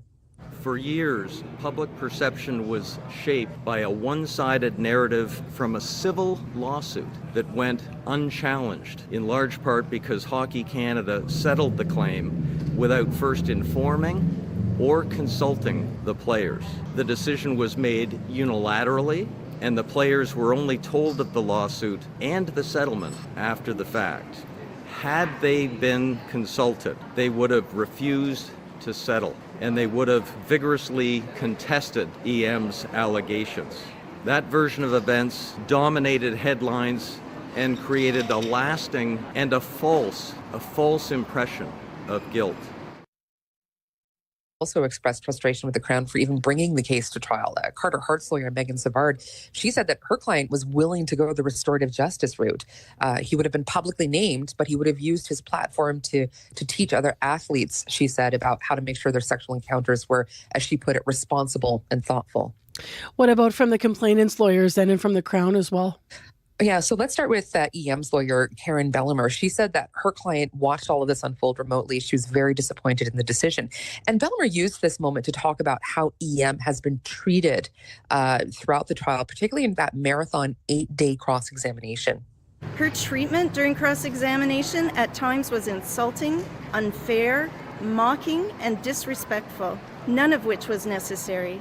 Yet she maintained her composure and kept her emotions in check, only to be criticized for not acting enough like a victim. I expect many people understand that when a person summons the courage to disclose their story, the worst possible outcome is to feel disbelieved. It's a gutting experience that no one deserves. That's why today's verdict is so devastating. And as for the Crown, Megan Cunningham talked about the outpouring of support for EM that her office received. But she didn't want to comment on whether or not they were going to seek to appeal the decision because, as she noted, they're still within that 30-day window to file a notice of appeal. Katie, these players, at one point had promising hockey careers. What happens now? Yeah, some more promising than others, but nonetheless, the NHL has put out a statement, and it said that the allegations in this case, even though they've been determined not to have been criminal, they're still very disturbing and that the behavior was unacceptable. So they said they're going to review and consider the judge's findings. And while they're doing that, the players are not eligible to play in the league. So, as you can imagine, the NHL Players Association had something to say about that. They're sort of calling the NHL out for this and saying that, this analysis saying that the players aren't eligible to play, that's not consistent with the disciplinary procedures they have laid out in the Collective Bargaining Act. So it says it's taking this up with the league. All very much to be continued. But the other thing, Mercy, here, this all hinges on A, do these players want to play? B, are they going to be able to play at the caliber of the NHL after this pause in their careers? And C, are there teams that want to take them on? Katie, thank you very much for your time today. Really appreciate your reporting. You're welcome. Katie Nicholson, a CBC senior reporter, with more on what happened in the courtroom yesterday, the acquittal of the hockey players. We reached her this morning live in London, Ontario. This is your heart. This is your heart after discovering a new CBC podcast. These are your feet. These are your feet after finding a CBC music playlist. This is your brain. This is your brain after hearing your favorite CBC radio show. Fall in love at first listen with the CBC Listen app. Stream CBC audio anytime, anywhere, all for free. Download CBC Listen today.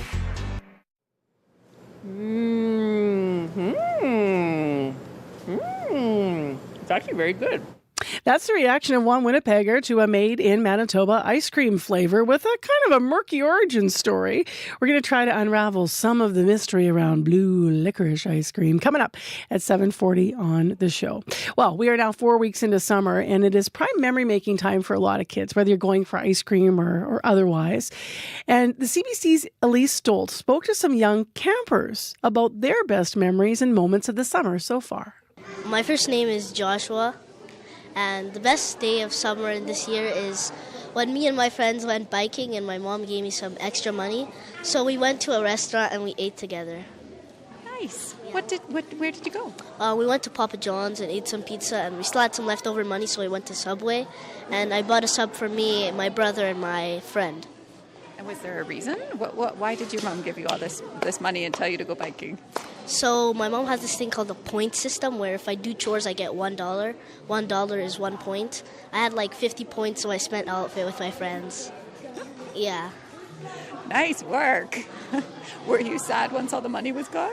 No, I think I spent it worthing something and having a good time with my friends. Yes. My name is Joelle, and my best day of this summer was summer camp. I've played a lot of soccer, and some I won, some I lost, but I'm still happy. I tried, and I congratulate the kids who won, and they congratulate me. The kids who lost congratulate me because I won. My best day this summer is when I went to Banff for the first time and hang out with my family. At Banff, I took pictures that are beautiful and satisfying. My name is Caleb, and the best day this summer was when I went to a family day to Canmore. We went to the lake and we shared some food together. We played games. We played sports. There was a soccer match, and it was really fun. And there's this big lake. I also went in it. I was swimming there, and it was really cold. And also there are huge mountains covered with trees and snow at the top of the mountain. Yeah. My name is Kizanette, and this summer I went to Edmonton West Mall because my dad booked a hotel. And for 2 days straight, we went to the World Water Park. for like I think 3 hours a day, and every single night we went to a different restaurant, and then like yeah. So my name is Surafel, and my favorite thing in summer was when I went to a Stampede. I did like a lot of crazy rides. Me and my friends, we went to like where the people go with the bull riding and all that. The rodeo. Yeah, the rodeo. We went there, my friends. This one riding like a horse that's trying to, like he trying to stay on the horse, but the horse wouldn't let him. He fell, and yeah, it was my first time in rodeo. If it happened today, find out today. That's the power of having the news in your hand. Get late-breaking news from reporters across the country, straight to your mobile device. Customize your experience with news from your region and what matters to you.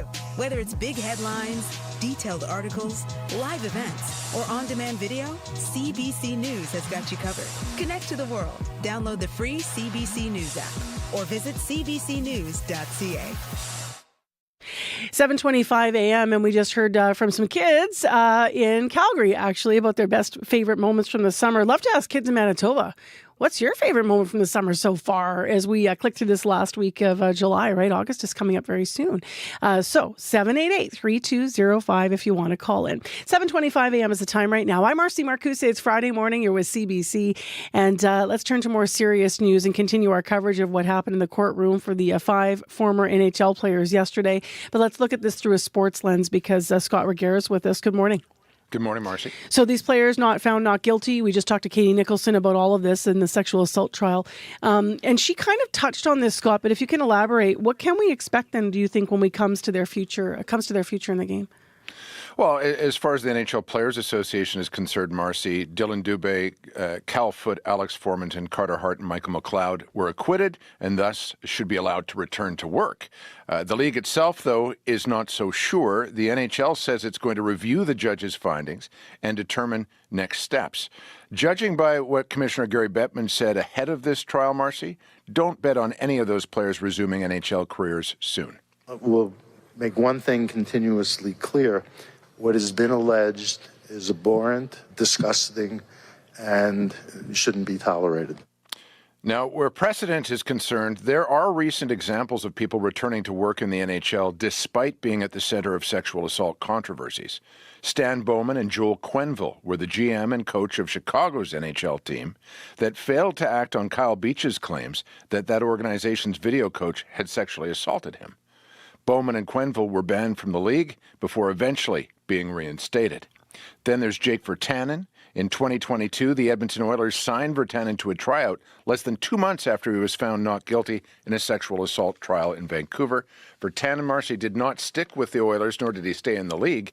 He's now playing professionally in Europe, and many legal experts think that is the most likely scenario for these 5 players acquitted yesterday. The optics of this high-profile case, especially here in Canada, of course, are going to make it too difficult in their assessment for NHL teams to justify signing those players, for both fans and for sponsors. Let's go to another story now in Morning Sports this Friday here. It's more positive sports news. We've got a Grey Cup rematch tomorrow. The Bombers visiting Toronto. What are you going to watch for in this game? Well, I mean, Toronto's off to its worst start, despite having won the Cup last year in years. They're sitting at 1-5 right now. They've been waiting for their star quarterback, Chad Kelly, to come back from injury. And so are they going to be a light touch, lighter anyway than in the championship game last year? Mike O'Shea was asked about that. We would never look at their record. They're going to be well coached. They're going to give a lot of effort.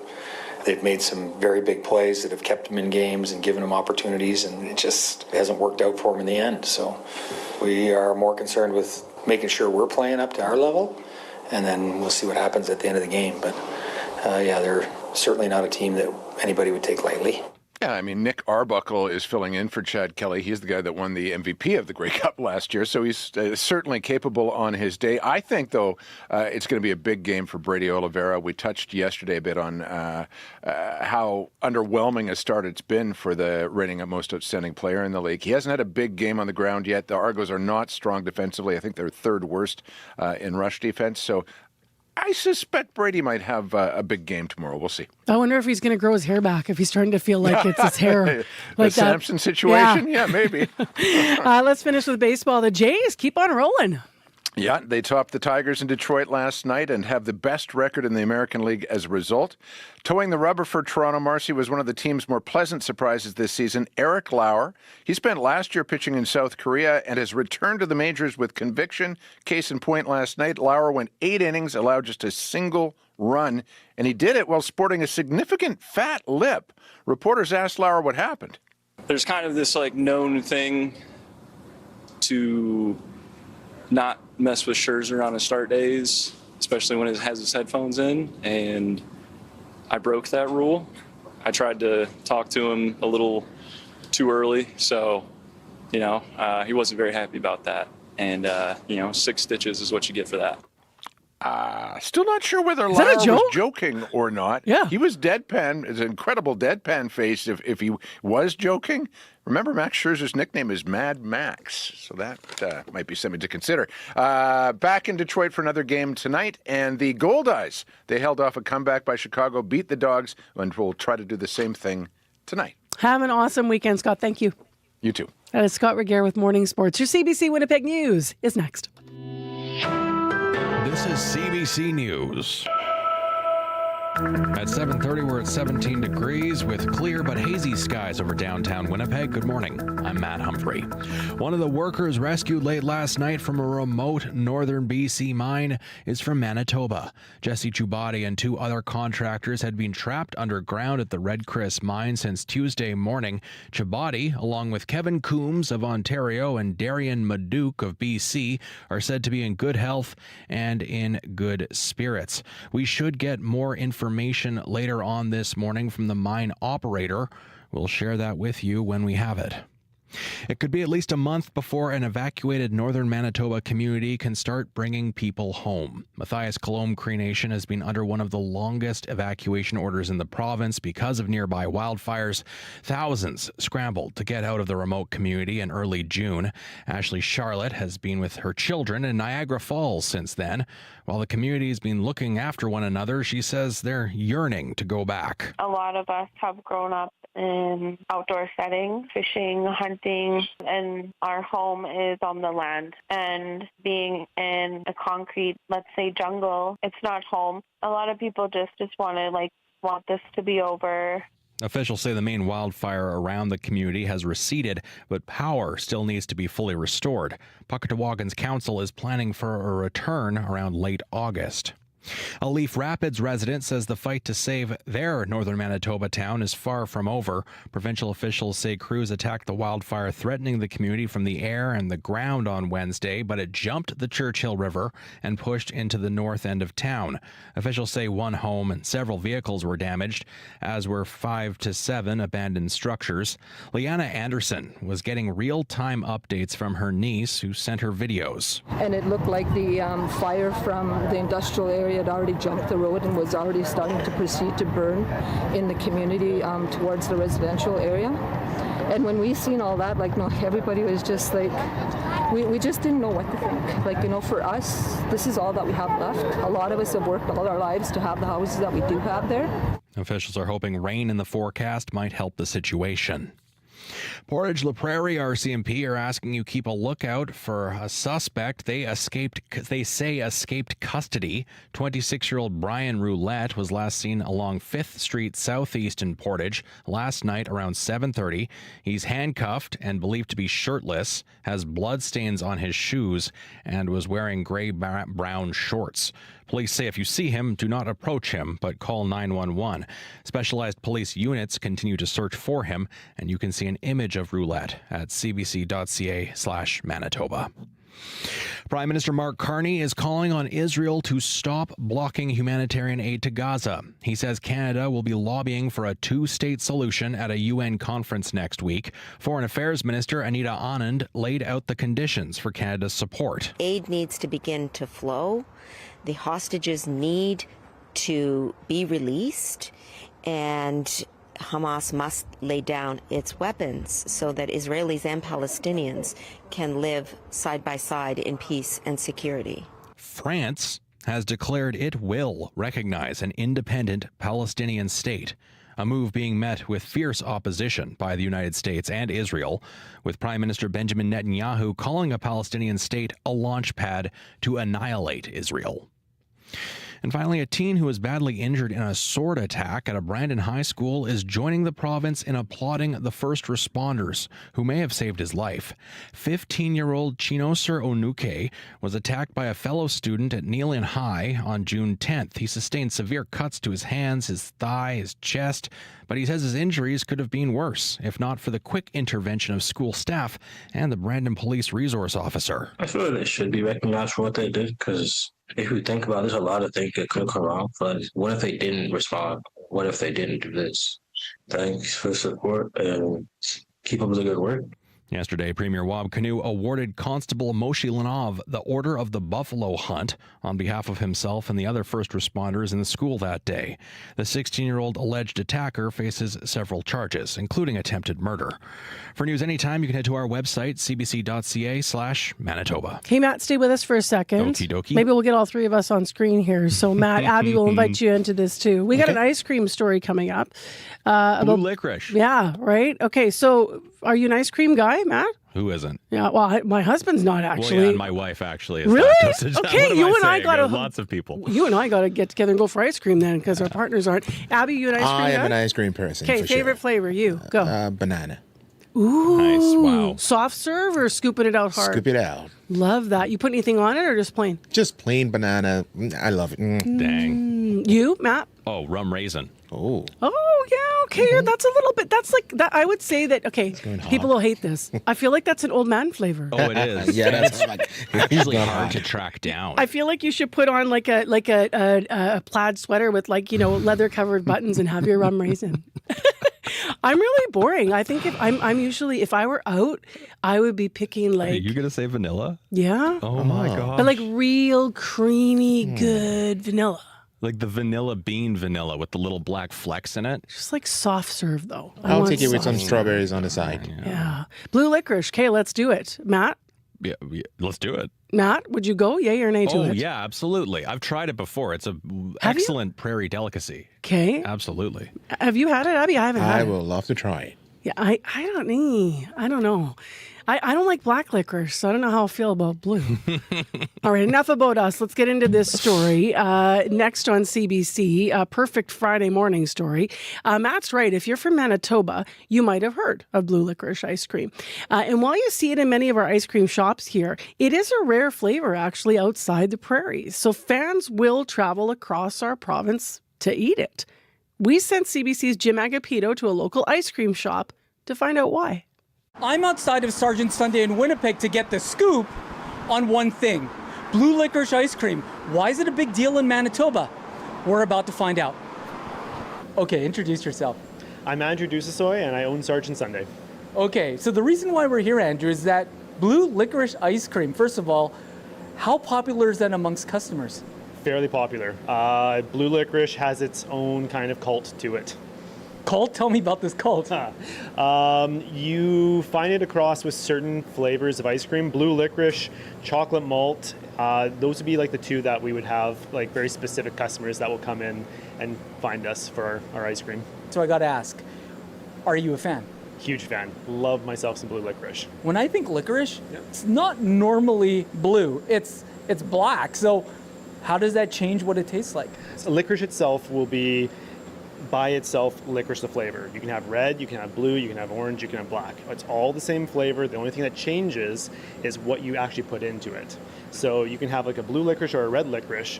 The mind will play a game where it'll say, oh, it tastes different, but it's actually the same flavor. But what you put into it actually gives it more flavor out as well. Introduce yourself. Hi, I'm Janice Thiessen. I'm a professor of history at the University of Winnipeg.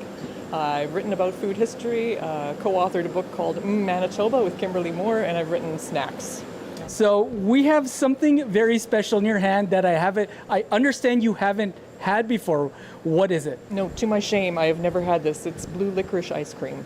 What the appearance of it looks like? Oh, for sure. So it is an unearthly blue, ranging on the teal color. It's reminiscent of one of my early cars, actually. and then it's streaked throughout with kind of a charcoal gray. Yeah, this blue is, oh, you know what? It's like Tiffany blue. Tiffany blue? Yeah, it is a little bit like that. Hi, what's your full name? Tracy Dunstan. Blue licorice ice cream. It's very much a Manitoba thing. How do you feel about that? At first, I kind of was a little against it. I wasn't sure about the blue tongue thing, but I think I'm going to try it. Okay, moment of truth. Try it.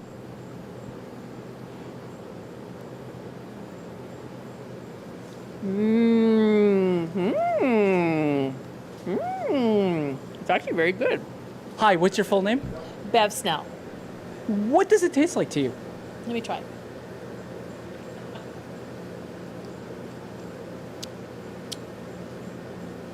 Definitely get the licorice. Yeah, I think the blue, I don't know if it's a color that's added or whether it comes from the black licorice, but it's definitely got that black licorice taste. You're trying it? Is this the first time? It is. What do you think? I think it's really good. It's refreshing. It's almost as if it's something good to eat at the end of a meal, you know, like it cleanses the palate kind of. There's something really refreshing about it. Why is this such a thing in Manitoba? I mean, there's a lot of cultures for which licorice flavoring is very popular. You know, I grew up Mennonite, and our chicken noodle soup is flavored with star anise, which star anise is another way to call it. It's basically a licorice flavoring. It seems like a weird thing to put in chicken soup, but that's my culture. And, you know, fennel, very licorice flavors. Plants that are native to Manitoba too, like hyssop, have licorice flavoring. So there's a lot of cultures that like licorice for various reasons. Okay, Janice, you haven't tried blue licorice ice cream. Okay, dun dun dun, do it.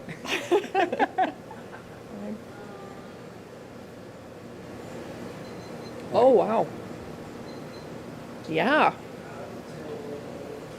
You took two? No talking, just eating. Yeah. No, this is really good. It is intensely licorice and not too sweet. It doesn't have that salty flavor that Dutch licorice sometimes has, depending on the type you get. So yeah, this is good stuff. We'll have again. CBC's Jim Agapito at Sergeant Sunday in Winnipeg, learning all about blue licorice ice cream. If you're watching the video on our stream, because the show streams live on YouTube, it really is super bright. You're going to have blue teeth, blue tongue. Don't know if you love it, hate it, what you think of it. You can always weigh in if you want to. I got so busy talking about ice cream with our team, I forgot to ask them what I was supposed to ask them about, which was the regional forecast, Abby. Yeah, Marcia, regional forecast. But when I retire, I think I'm going to have an ice cream truck. Oh, okay. So you're right into it. And it's going to be all season. It's going to be popular today. It's going to be so sticky out there. Yeah, so sticky, hot in the southern part of the province, smoky up north. We still have air quality warning affecting the central and northern part of the province. So if you're in these areas, I'll just advise you to take care. Winnipeg, 17 degrees right now. We're also seeing smoke in the air in the city. The sun is out. It's going to give way to clouds and a chance of rain later in the day. We might hear some thunder roll here and there, some parts of the city, and we'll see those winds coming from the south.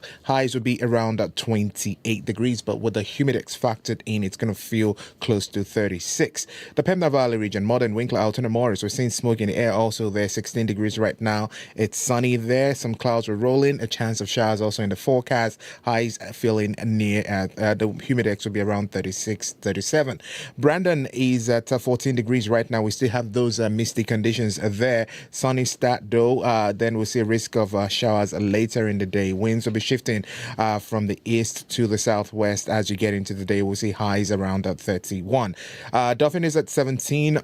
Sun also there. We're going to see the sun give way to cloudy conditions, a chance of showers in the forecast, high of 31. Gimli, 15 degrees, warming up close to 30 degrees today. The Power Flin Flaunt, we're seeing temperatures around 17 degrees and smoky there. Thompson is at 14 and Churchill at 12 degrees right now. All right, thanks, Abby. Thank you. you. And now let's update traffic. It has been quiet so far. Anything new on the commute, Sierra? Nothing new going on the commuter line. I feel like I should maybe turn it into a hair report instead of the commuter report. I feel like it should be a hair report because my curly hair definitely feels a lot larger since I last updated just after We're 6. doing a time lapse on her hair because of the humidity, by the way.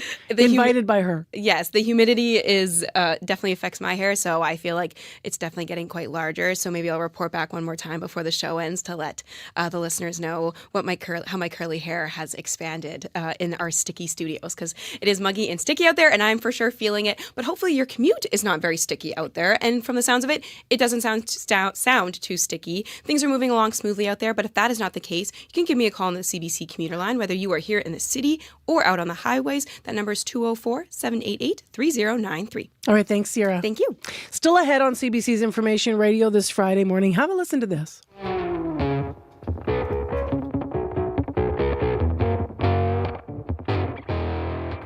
What we're listening to is, well, the sound of an electric guitar, but not just any electric guitar.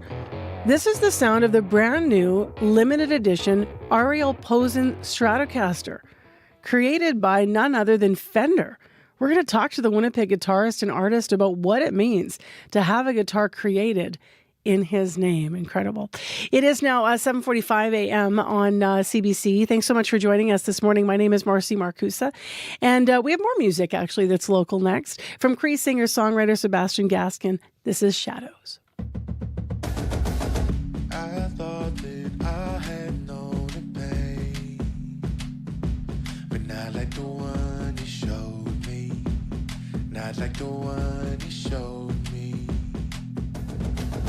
I wish that things had stayed the same, but not with the way it's going, not with the way it's going. I've played it back 100 times, I've told myself 1,000 lies, but still inside it's you I find. I don't know how to change it. That memory burned into my head. I prayed for better things instead. I really wish you weren't dead, but I'll just carry on with the show. Don't you know I'm a falling domino, breathing in hope it helps, even though I know it won't. And they say these things take time. I don't need the storm and the rain on my face. I don't wanna fade away, burn me out till I'm gray. I'm a product of the pain and the shadows in my mind. Shadows in my mind. Shadows in my mind. Shadows in my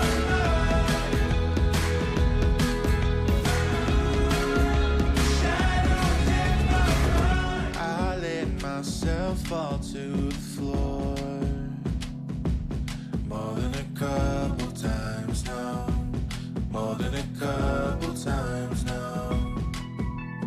I've walked 100 different lives, I've heard 1,000 different cries. I've tried my best to run and hide. I don't know how to change it.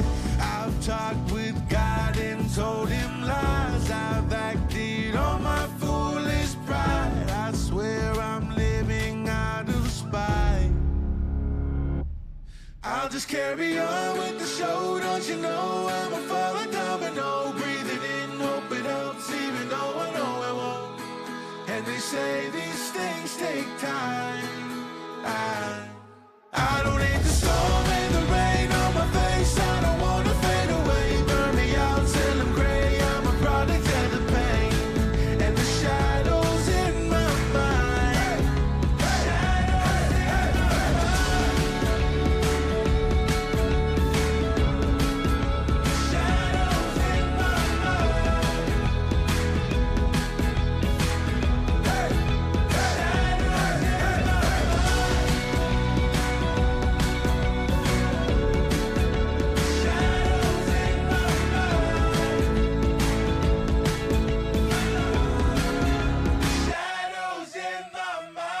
Loved that. If you loved it too, check out Love Child. That's the name of the debut album from Sebastian Gaskin from here in Manitoba. Tune is called Shadows. It's 11 minutes now to 8 o'clock on your Friday morning. Thanks for taking time to join us here on CBC. Next on the program, we continue to discuss the homelessness and houselessness situation in our province and in our city. And we've had ongoing discussions this week. Today, specifically around the supports and funding needed to address homelessness in Winnipeg, in our city. Now, as a reminder, this all started a week ago. Scott Gillingham was on the show. He expressed frustration, our mayor, with how long it's taken to build spaces for people from encampments to move into social housing. So this week, we got a lot of insight on how to bring down the barriers to create affordable housing faster. We heard from landlords who talked about what they would need to feel confident renting to unhoused people, even if that's a short-term solution to get them into different new builds. But yesterday, our attention was turned to the realities of moving into supportive housing after you've lived unhoused. The difficulty, the greatest difficulty is dealing with the loneliness factor on the streets. And this is why camps are so valuable to people. There's community. And to actually take a person out of a place where they're comfortable and have community and put them in housing and forcefully put them in housing is detrimental. That was Al Wiebe, a local homelessness advocate. Now, our next guest is Keith Wiebe-Gordon, the co-founder and chair of Anhart Community Housing Society based in Vancouver. His organization prioritizes housing people without displacing them. Right now, he's actually involved in rebuilding a new housing complex. That's the plan, at least the hope, on the site of Winnipeg's Sutherland Hotel on Main Street. That's after it burned down earlier this year. And he joins us now for his perspective on our series of conversations this week. Good morning. Morning. So we just heard, Al talking about just one of the aspects of one of the challenges that loneliness can come with transitioning out of homelessness. That led to yesterday learning about how important the relationship piece is, or if you have a worker connected to a person when they make transitions. What do you hear about from your tenants in the projects that you work in around that piece, community and that shift from sort of if you've been living in an encampment into another environment? It's a great point because developing a community is important to all humans, and especially if you've experienced trauma and crisis in your life. So housing that brings people together not only in a physical form, but also in a community-based relational form that can self-organize, we've found that is the key to producing wellness and to making housing beneficial to all. How many people? One of the things we heard yesterday was that we just don't have enough workers, enough support workers to deal with, to connect with is the better word, with individuals who are moving. Do you have that challenge in Vancouver as well? Support workers that will be there to transition people properly and stay connected. That's a challenge because the work requires a special calling. But we find that the tenant population itself is the best resource. We found that every housing center will always organize in that perhaps 10% of the population will rise up and take leadership and help the other tenants, and 80% will just follow like most people do in society, and then 10% will be grumpy on even a sunny day. And there seems to be a purpose. So staff are important, support staff, other staff are important, but the most important resource are the tenants themselves. How have you found success with that in where you are in BC? Do you, because we're talking sort of one person at a time moving almost here. I'm wondering whether or not you move blocks of people and encourage leadership within the community.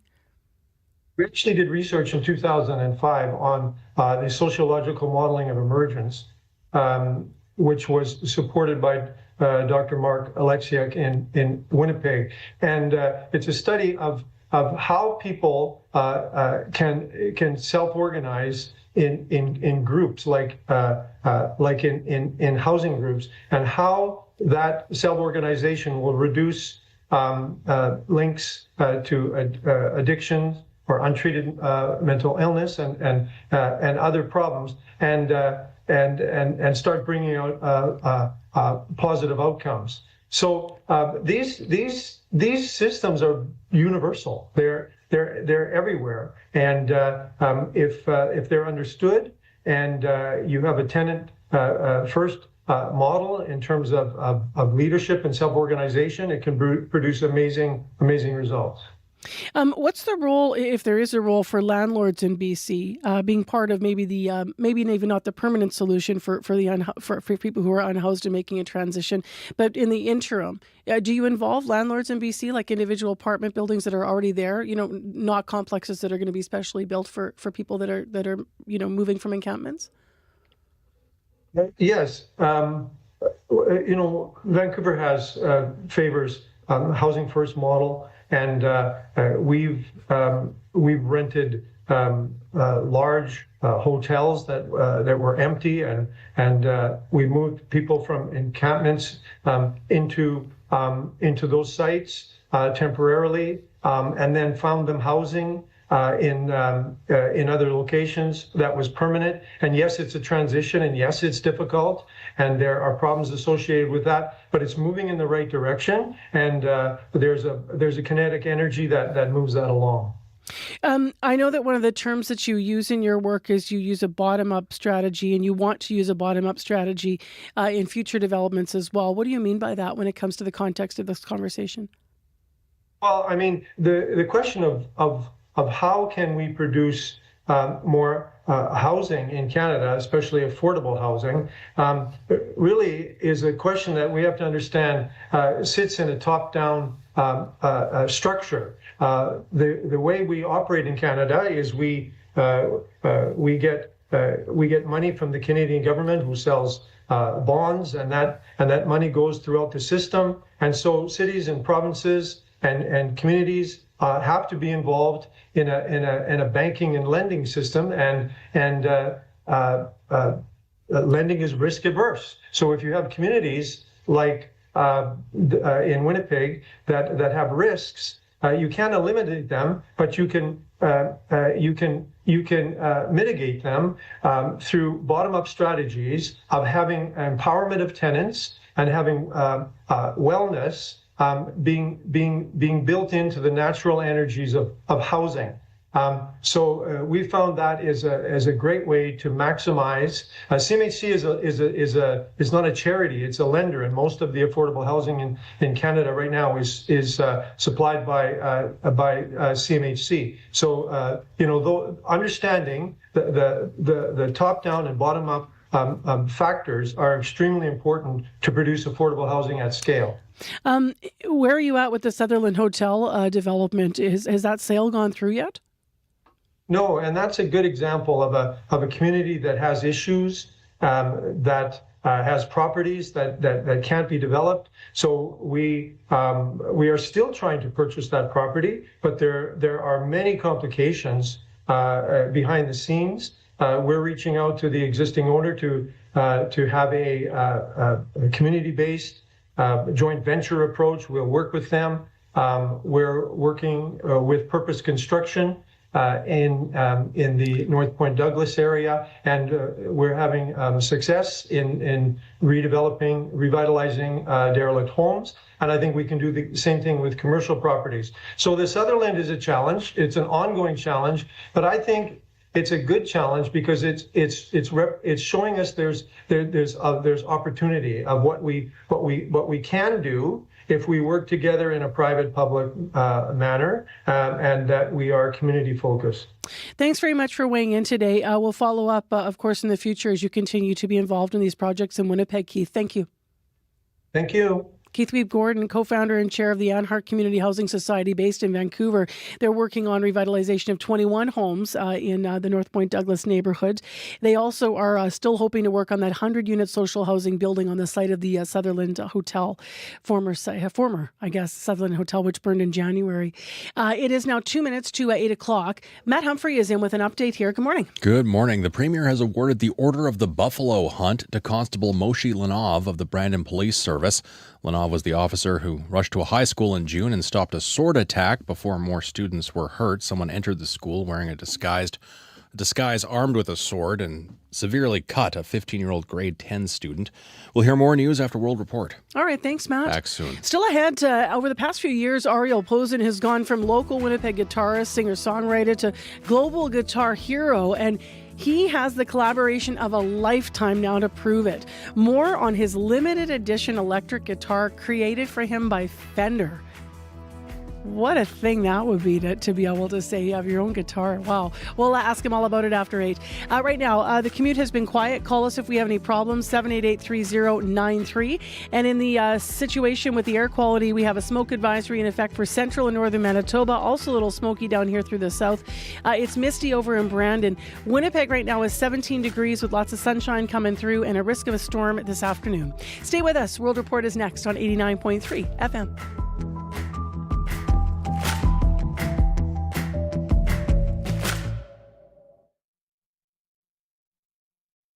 On Cue with Tom Power. When the legendary singer-songwriter Angelique Kidjo's first album got successful, she was forced to flee her home country of Benin. She'll tell you that incredible story of how she snuck out of the country and how that moment has shaped everything she's done since. I grew up to be able to speak freely my mind. That's coming up on Cue, followed by Commotion with Elamine Abdel Mahmoud on CBC Radio 1, the CBC Listen app, and everywhere you get your podcasts. The CBC News is next. Coming up in half an hour, it's The Current. Hi, I'm Pia Chattopadhyay. The trial of 5 Canadian hockey players on sexual assault charges has been closely watched across our country, and now the decision is out. What this trial says about Canada's justice system, coming up on The This is World Report. Good morning, I'm John Northcott. They are safe, they are healthy, and most importantly, they are free. The 3 workers who were trapped in the Red Chris mine in northern BC have been brought to the surface. The mine's owners issued a statement overnight detailing their rescue, and we're expecting to hear more in just a few hours. The CBC's Liam Britton is near the mine site and tells us what we know so far. BC's Mines Minister Jagrat Brar is expressing relief and gratitude now that Kevin Coombs, Darian Maduke, and Jesse Chubati are free. The drillers spent 2.5 days in an underground shelter after 2 rounds of debris came crashing down into the mine, and now they are going home. Newmont is the company that operates the Red Chris copper and gold mine, about 1,000 kilometers north of Vancouver. In a statement late last night, it said the 3 workers are in good health and spirits. The company credited a carefully planned and meticulously executed rescue plan. It involved a special remote control scoop that picked away at the tunnel blockage, thought to be 7 to 8 meters high and up to 30 meters long. A team then moved in and reached the workers who were hunkered down in a refuge chamber with food, water, and air. They made it to the surface at 10:40 p.m. local time. The dramatic development comes just hours after Newmont's top safety official expressed confidence the contracted workers would be freed. The company says the drillers are being supported by medical and wellness teams, and their families have been notified. It has planned a media event for later this morning. Liam Britton, CBC News, outside Dease Lake. The NHL Players Association says the players acquitted of sexual assault charges yesterday should be eligible to play in the league. But the NHL says that won't happen until there's a review of the Ontario court's decision. 5 former Hockey Canada players were found not guilty. Today, victims' advocates are supporting the accuser, identified only as EM. Karen Pauls has more reaction. Your pain matters. Your pain matters. Dozens of EM supporters outside the London, Ontario courthouse where a judge found the 5 hockey players not guilty. EM's lawyer Karen Bellimer says she's proud of her client, even though the judge said her testimony was not reliable or credible. She has fostered a nationwide conversation about sexual violence, entitlement culture, bystander responsibility, valid consent, coercion. Megan Savard represented Carter Hart, the only player to testify. She said Hart would have preferred a restorative justice process, but instead, the Crown forced a distressing and unnecessary trial to the detriment of Mr. Hart, his co-defendants, the complainant, and the Canadian public. It is a demonstration, I think, for the public of how difficult sexual assault cases are. Lisa Dufresmont is an Osgoode Hall Law School professor. She says although the system isn't perfect, when there is a question about what actually happened, we don't have anything better than an impartial judge listening to all the testimony and making a judgment on those factual questions. advocates say only about 6% of sexual assaults are reported to police, often because survivors are afraid they'll be re-traumatized by the justice process and be judged not only by the courts but by their communities. And they worry this case just reinforces that. Karen Pauls, CBC News, London, Ontario. The United States and Israel are condemning France's plan to recognize Palestinian statehood. President Emmanuel Macron says he intends to make that declaration at September's UN General Assembly. Then he hopes it will help bring peace to the Middle East. The move is giving new momentum to calls for a two-state solution. British Prime Minister Keir Starmer is to speak with French and German leaders today. In Canada, Foreign Affairs Minister Anita Anand says she will have similar conversations at the UN's next two-state solution conference. In terms of comparable positions or the positions of my counterparts, that's a conversation that I will have in person when I travel to New York and meet with them next week. Anand says what's important now is a ceasefire in Gaza, the disarming of Hamas, the release of Israeli hostages, and the flow of aid to Palestinians. In a statement yesterday, Prime Minister Mark Carney called Israel's denial of humanitarian aid in Gaza a violation of international law. Asylum seekers staying in federally funded hotels will soon have to find another place to live. Immigration, Refugees and Citizenship Canada has been paying for the hotels since 2017. But shelter systems started being overwhelmed. Now the government says that funding will end in September. The nearly 500 people staying in hotels in Ontario and Quebec will be transitioned to other housing. Michelle Allen has the story. The shelter systems have consistently been full. Adoma Patterson is with United Way Greater Toronto, which has studied the experiences of asylum seekers. She says after hotel funding ends, many will struggle to find more sustainable, transitional, or affordable housing. Immigration, Refugees and Citizenship Canada says housing them in hotels was always intended to be a temporary measure. It spent over $1.1 billion on hotel rooms and meals for asylum seekers since 2020. So this just sounds very alarming that the government's sort of going to very quickly, presumably, step back from this. Christopher Worswick is an economist with expertise in immigration. He says he's concerned this may push the expenses onto provinces and municipalities, who may not have the capital or capacity for a smooth transition. Patterson says this leaves many at risk of falling through the gaps. Anyone who is not in safe, stable housing, there's always a risk that their health is compromised. And then in extreme cases, you might see someone pass away. While municipalities like Peel, west of Toronto, have successfully increased capacity by building dedicated shelters for migrants, Patterson says this takes time. The temporary hotel funding ends September 30th. IRCC says they will still work with individuals to help them transition. Michelle Allen, CBC News, Toronto.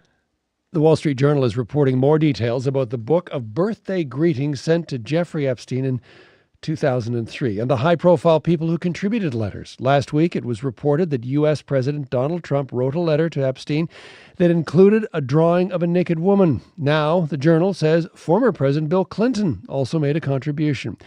It reportedly makes references to Epstein's years of adventures, childlike curiosity, and a drive to make a difference. A spokesperson for Clinton says he cut ties with Epstein more than a decade before the arrests on sex trafficking charges. U.S. federal regulators have approved the $8 billion U.S. merger between Skydance Media and Paramount, the parent company of CBS. The deal will reshape American broadcasting, but critics say U.S. President Donald Trump had undue influence in the deal and is undermining freedom of the press. CBC's Janice McGregor is in our Washington bureau. Janice, why is the federal regulators' green light for this merger sparking such concern? John, the announcement from Brendan Carr, who's the chairman of the Federal Communications Commission, it didn't even attempt to hide the politics behind this decision. Americans no longer trust the legacy national news media to report fully, accurately, and fairly, Carr said. It's time for a change. Carr also said that CBS will now commit to what he called unbiased journalism, putting in place a new ombudsman to police the network's inclusion of a greater diversity of viewpoints, while at the same time ensuring that the broadcasting giant doesn't pursue DEI, diversity, equity, and inclusion hiring policies that Carr's statement called discriminatory. Earlier this month, CBS agreed to pay Trump $16 million to settle a lawsuit over the way its program, 60 Minutes, edited an interview with Kamala Harris that aired right before last fall's presidential election. David Ellison, the head of Skydance and CBS's new boss, is the son of a powerful ally of the president. Well, Larry Ellison's a friend of mine. He's a great guy. I think he's the buyer. But we did a deal for about $16 million. The lone Democrat that sits on the FCC, Ana Gomez, accused Paramount yesterday of cowardly capitulation to get what it wanted and warned that the American public is going to pay the price. Democratic Senator Elizabeth Warren went even farther. She called the 60 Minutes settlement a bribe. Janice, let's talk about how serious the potential is for this deal to have a chilling effect on the U.S. media. Because on social media, Trump has already suggested that in addition to this $16 million settlement, CBS is going to run millions more worth of favorable public service announcements. The senior editor at 60 Minutes resigned earlier this spring, citing the network's failing editorial independence. And earlier this week, Trump was applauding Paramount's decision to cancel Stephen Colbert's late-night satirical talk show. Of course, Colbert frequently mocks the president. Janice McGregor in our Washington Bureau. Thanks, Janice. You're welcome. And that is the latest national and international news from World Report. A reminder, you can get World Report when you want, where you want. Just follow our podcast. I'm John Northcott. This is CBC News.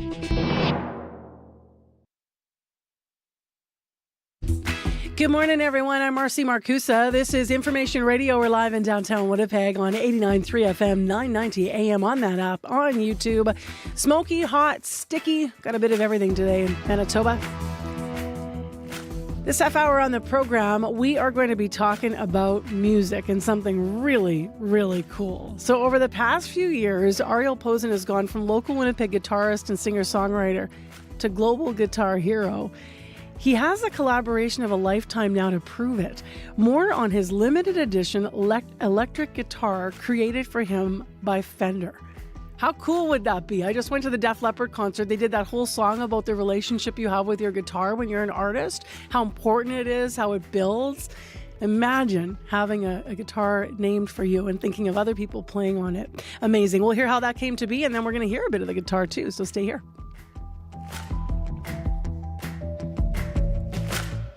Right now, let's get into what is happening in news headlines and more on the good news that you might have heard a bit of on World Report about the miners, Matt. 3 drillers have been rescued from a collapsed mine in northwestern BC, and one, Jesse Chubati, is originally from Manitoba. As you heard, they were trapped behind a large rock fall the size of a 2-story building. We're told we'll hear more information from the mining company at 9 our time. And thousands of residents forced out of Matthias Colomb Cree Nation by wildfires are anxious to return home. Some have been away from their home for almost 2 months. They're under one of the longest evacuation orders in the province. We'll hear from an evacuee who's staying in Niagara Falls at the bottom of the hour. All right, thanks, Matt. Back soon. Matt Humphrey in our news department. Abby, our temperature hasn't changed since early this morning. Hey? Nothing has changed for Winnipeg. Still 17 and smoky skies lingering. Sunshine already breaking through those cloudy conditions. It's going to be leading to a mix of sun and clouds later. There's a chance of showers in the forecast sometime this afternoon, and it's going to get hot. We're going to see highs around 28 degrees, and it's going to be warming up. The humidity is going to be feeling close to 35. In other regions down south, we're seeing 16 degrees in Brandon right now, and all the way to 22 around. We're going to see 22 around Dauphin region. While up north, it's more like the smoke continues there. It's a concern as the southern part stays warm, hot, muggy, and humid. All right. Thanks, Abby. Thank you. Let's get into what's going on the commute. You don't have a paper in front of you, Sierra. Is it still quiet? It has been very quiet. I would say mostly this week, it's felt like a very quiet week on the commuter line. I imagine people are enjoying their summer vacations. They're either in the city kind of chillaxing at home, or maybe they've headed out to one of our beautiful provincial parks here in the city, or sorry, in the province, I should say.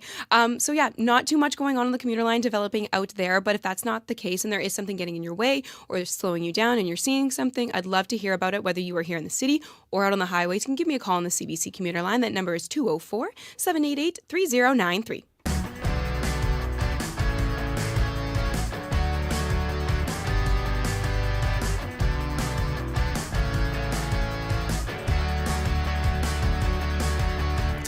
Well, as I mentioned, it is one thing to be a world-renowned guitarist, but imagine having a guitar named for you.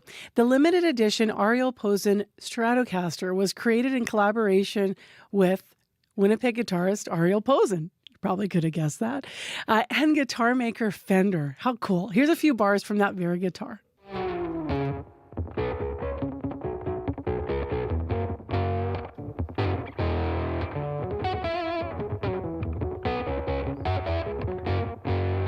So Posen now joins the ranks of musicians like George Harrison, Jimi Hendrix, and Joe Strummer of The Clash, who also have limited edition Fenders made in their honor. And Ariel joins us over Zoom. Hi. Hi, how are you? I'm fine. This is so cool. What would young you think of all this? I think young me wouldn't have even thought it was in the cards, to be honest. But now that it's in the cards, I'm just super grateful. It's not an opportunity that everybody gets to experience. So, I'm just very grateful for it. How did it happen? How did it come to be? Long story short, I've had a relationship with the folks at Fender for a long time, and I've always been experimenting with different configurations on instruments and trying stuff out. This is what we all do. A lot of people do this. I'm not saying I'm the only one that does this, but I had been in contact with them, just letting them know about what I was doing and what I was thinking about doing. And the discussion 2.5 years ago came up where they just suggested, why don't we do a signature? And that kind of kicked it all off. It was an opportunity I couldn't really say no to. Did they, people don't like to toot their own horns. I'm going to make you. Did they talk to you about why? You know what I mean? Like why they were like, why they felt you would be right for this kind of an honor in a moment?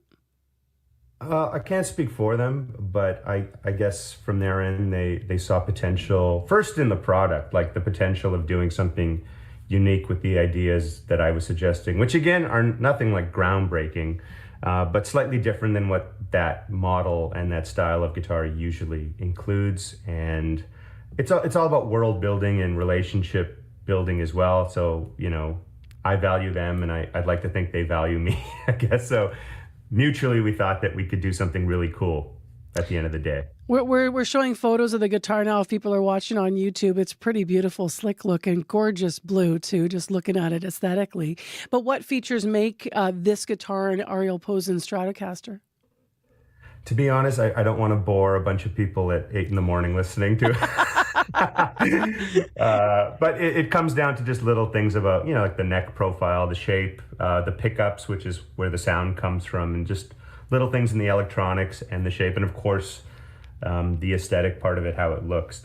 Every single detail was something that I wanted to do. So it wasn't just like they said, hey, why don't you just pick something off the website?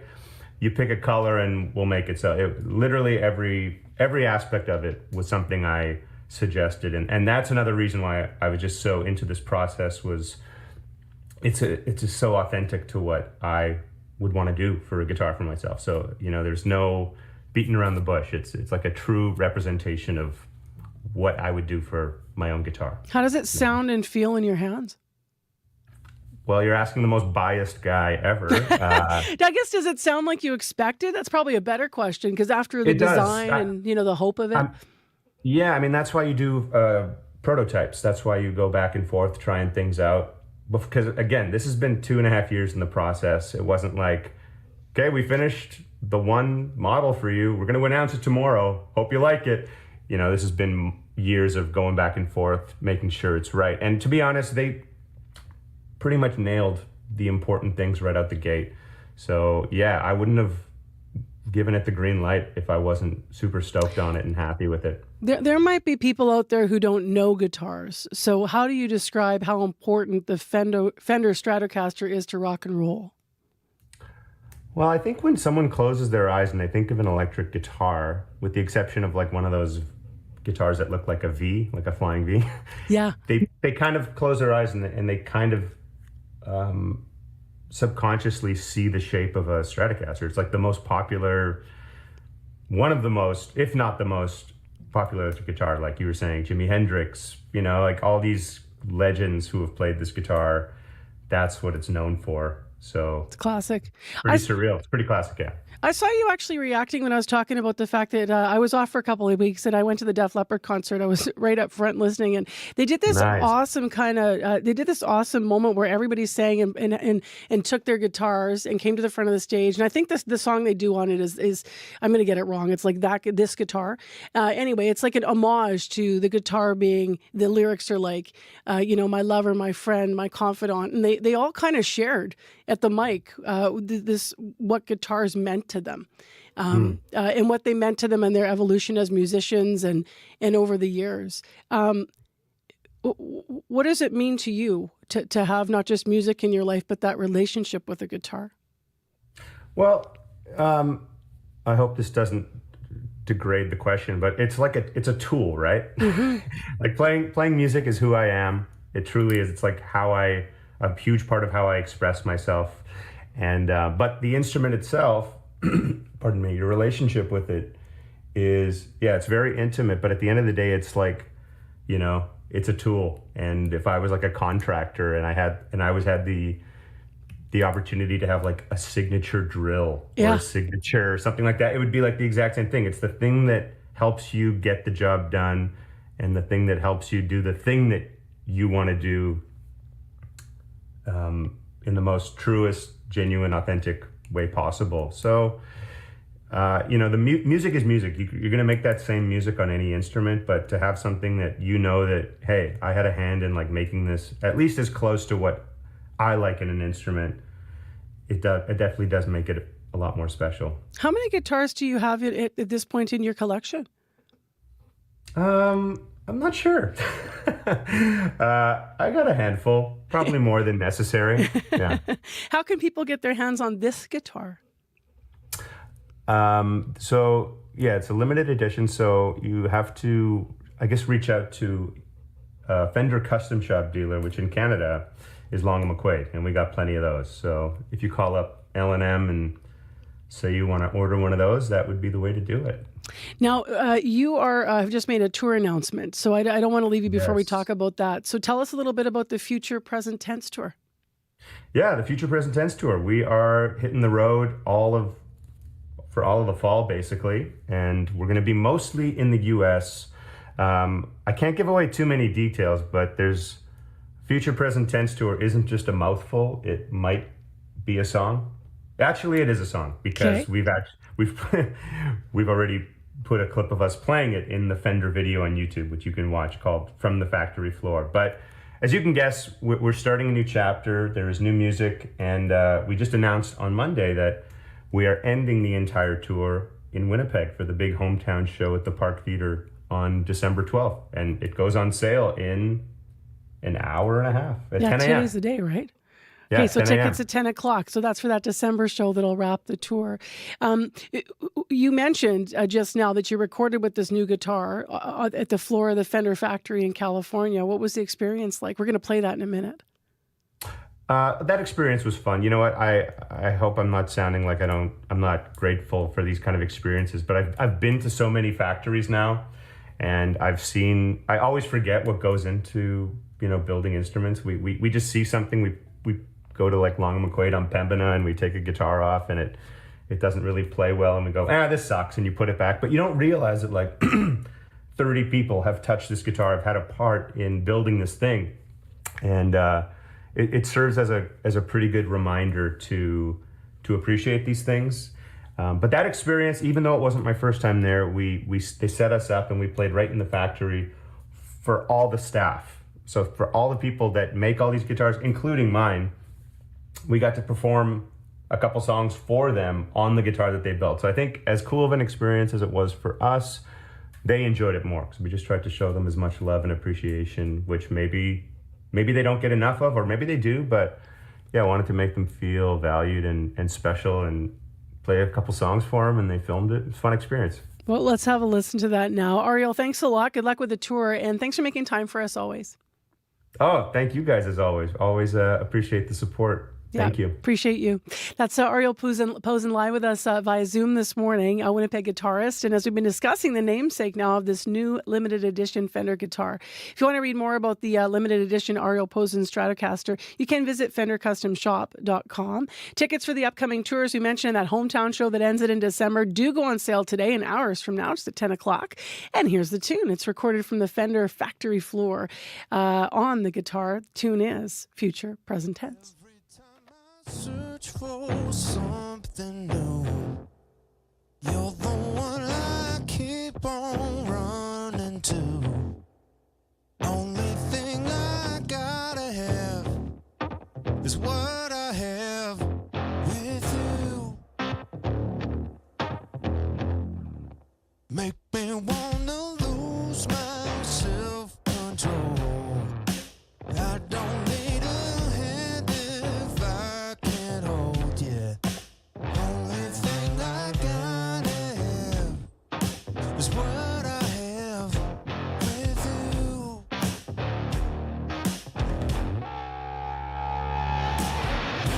Take me somewhere I have never been. Wanna go back there again and again and live in future present tense. When did it get written in the stars? If it never ends, when did it start? Only thing that matters now and what comes after. Take me somewhere I have never been. Wanna go back there again and again and live in future present tense. Future present tense.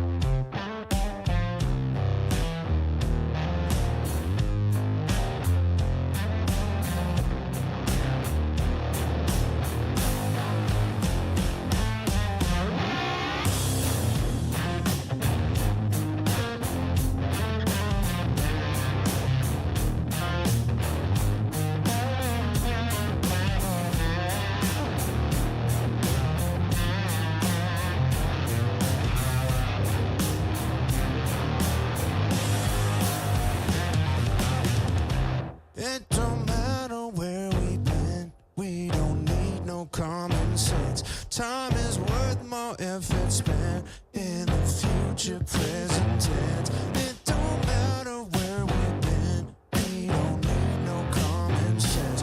Time is worth more if it's spent. Take me somewhere I have never been. Wanna go back there again. Take me somewhere I have never been.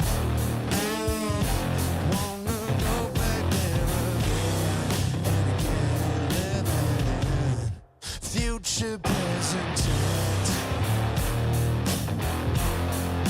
Future present tense. Future present tense. Future present tense. That's recorded live off the Fender factory floor in the States. Ariel Posen from here in Manitoba, of course, is custom limited edition Stratocaster performing future present tense. I think that's so cool. Their tour, of course, as he was just mentioning in our live interview there, does kick off across the States, but the final show's here in Winnipeg in December. The 12th, I believe, is the date for that. And then the tickets, I do know this, go on sale today at 10 o'clock. Right now it is 8:28, and Marjorie Dowhouse is in to tell us what's coming up on Radio Noon. Hi. Hi, Marcy. Well, if you've been to the grocery store lately, or maybe this is something that's flooding your social media feeds, you may have noticed that there are a lot of new food products out there that have added protein. Everything from waffles, to yogurt, to coffee. You even find recipes online to make mac and cheese and ice cream with extra protein. Right? So we're asking people, are you someone who is on the protein food trend? Why or why not? Or are there other food trends that you follow? On your show yesterday, you were talking about prebiotics. Yeah. Being in soft drinks now. Yeah. A lot of weird, food trends out there, but some people actually do believe in them. And even there's some soft drinks out there with some added protein. I know it's so unusual, but how much is too much? We're going to talk to a nutritionist coming up, and we want to hear from you if you're someone who's on that trend or if there's other food things that you follow on Radio Noon. It's important to understand, too, because when these trends come up sometimes, and I'm guilty of this, too, sometimes, I'll look at something and I'll think, oh, this will be good for my energy, or maybe I'll think it's going to be good for my gut, as in the case of the prebiotic or probiotic stuff. And it could be. Yep. But then what else are you adding in your body? And most of us don't sort of have an understanding of the amounts that we should be getting of protein in a day. Exactly. And that's exactly it, is that, with some of those products, besides the fact that they're adding protein, there's also other additives as well. Yeah, so you got to be careful. All right. Thanks, Marge. Thanks, Marcy. So that's a call-in today on Radio Noon. Between 12:30 and 1 o'clock is the call-in on Radio Noon Live. By the way, yesterday, because of the fire situation in Leaf Rapids and how that was developing, the Radio Noon call-in that was supposed to be, you might have heard Marge promoting it, about the age of voting that has changed in the UK to 16, but the discussion was going to be here through a Manitoba lens and a Canadian lens, whether or not the voting age should be lowered, is going to be happening next week sometime. So that conversation on the call-in that was put on pause because of the fire situation will happen next week. But today it's all about protein and those additives and those products and that trend. If you want to call in, it's been 12:30 and 1 right here on CBC. Your CBC Manitoba News is next. This is CBC News. At 8:30, we're at 20 degrees with clear but hazy skies over downtown Winnipeg. We could see showers later on. Good morning. I'm Matt Humphrey. After more than 60 hours trapped underground, 3 mine workers have been rescued in northern BC, and one, Jesse Chubati, is originally from Manitoba. Red Chris mine officials say the 3 men, all contractors for a BC-based drilling company, were safely brought to the surface last night. Liam Britton has the latest. BC's Mines Minister Jagrat Brar is expressing relief and gratitude now that Kevin Coombs, Darian Maduke, and Jesse Chubati are free. The drillers spent 2.5 days in an underground shelter after 2 rounds of debris came crashing down into the mine. Newmont is the company that operates the Red Chris copper and gold mine, about 1,000 kilometers north of Vancouver. In a statement late last night, it said the 3 workers are in good health and spirits. The company credited a carefully planned and meticulously executed rescue plan. It involved a special remote control scoop that picked away at the tunnel blockage, thought to be 7 to 8 meters high and up to 30 meters long. A team then moved in and reached the workers, who were hunkered down in a refuge chamber with food, water, and air. They made it to the surface at 10:40 p.m. local time. The company says the drillers are being supported by medical and wellness teams, and their families have been notified. Liam Britton, CBC News, outside Dease Lake. Some evacuees from Leaf Rapids barely slept Wednesday night when they found out a fast-moving wildfire had reached their northern Manitoba town. Provincial officials say 1 home and several vehicles were damaged, as were 5 to 7 abandoned structures. About 40 people from the community marched to Garbage Hill in Winnipeg yesterday, demanding more information and support. Leanna Anderson was among them. She says the confused messaging about the fire situation has been stressful for evacuees. We were getting piecemeal information. Nobody really knew what was happening. And then we heard that it was hitting the industrial part of town, and it was coming up fast. And then we got notice from the town of Leaf Rapids that they had evacuated all the fire personnel. The province later clarified yesterday crews returned to continue fighting the fire and says the community's administrator will hold regular town halls to update residents. Turning to a different wildfire, residents from a remote fly-in community are yearning to go back after almost 2 months out of their homes. Wildfires forced thousands from Matthias Colomb Cree Nation, also known as Pakatawakan, in late May and early June. The remote community is under one of the longest evacuation orders in Manitoba. The main fire threatening the community has receded, but Councillor Brenda DeMoss says another one has just flared up. It's pretty close to our community. So if the wind shifts and we end up taking our people back, and our people could be in danger again. So those are one of the reasons for us not to go back also. Dumas says power in the community also needs to be restored. Council is expecting evacuees might be able to return home in late August. Portage La Prairie RCMP are asking you keep a lookout for a suspect they say escaped custody. 26-year-old Brian Roulette was last seen along 5th Street Southeast in Portage last night around 7:30. He's handcuffed and believed to be shirtless, has blood stains on his shoes, and was wearing gray-brown shorts. Police say if you do see him, do not approach him, but rather call 911. Specialized police units continue to search for him, and you can see an image of Roulette at cbc.ca/Manitoba. Mounties are also reminding people this morning about a silver alert. 69-year-old Stuart Campbell hasn't been seen in 10 days. Police say his blue Pontiac Grand Prix was found near the community of Starbuck yesterday, but Stuart wasn't with it. He was last seen near Stonewall around 3:30 a.m. on July 15th. The silver alert was issued 3 days later. Campbell is described as 5'8" and 110 pounds. He has shaggy gray hair and was last seen wearing a burgundy sweatshirt and blue jeans. People in the area of Starbuck are asked to check their outbuildings or security footage for any signs of Campbell. And for more on that story or any other story, again, you can head to cbc.ca/Manitoba. I'll have more local news at 9 o'clock. All right, thanks a lot. Thanks for the week, Marcy. Yeah, you too. That's Matt Humphrey live in our news department this morning. Big thanks to him. Also in our news department for the week, I want to thank Alana Cole as well as Aaron Broman, and thank you to everybody who has been working out there. As for the thank yous, now that we're at the end of the week here, our associate producers in our current affairs unit that work on all of our programs are Abby Adeyemi, Kalkadan Mulugeta, Sierra Sanders, Chidi Akuma, May McKillop, Marcel Hodgins, Dylan Longhurst, Jenna Badosso, Issa Kickson, Chloe Friesen, and Bruce Layden. Current affairs reporter in unit is Jim Agapito. Our community reporter is Shanley Vidal. Hosts Nadia Kidwai, Faith Fundell, and Marjorie Dowhouse. Producers Wendy Parker and Donna Carrero in unit. And our YouTube producer, Brad Lillies and Ezeka Abdelatif. So thanks to everybody who did all their work this week. Appreciate you. Can't do it without you, obviously.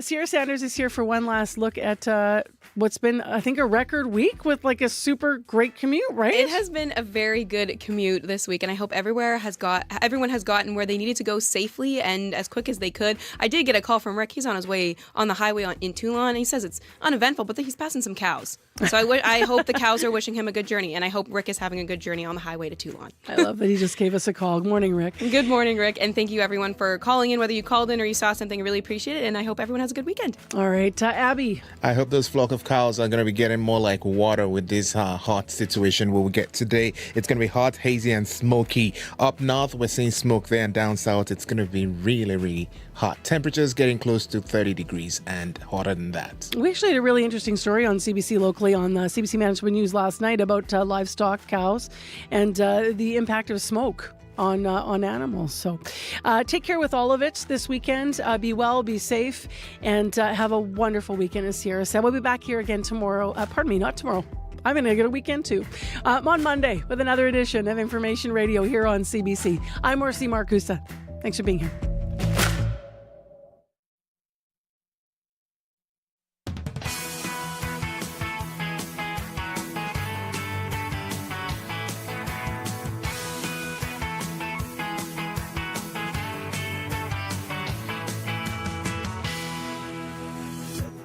Justice Karasia's carefully reasoned decision represents a resounding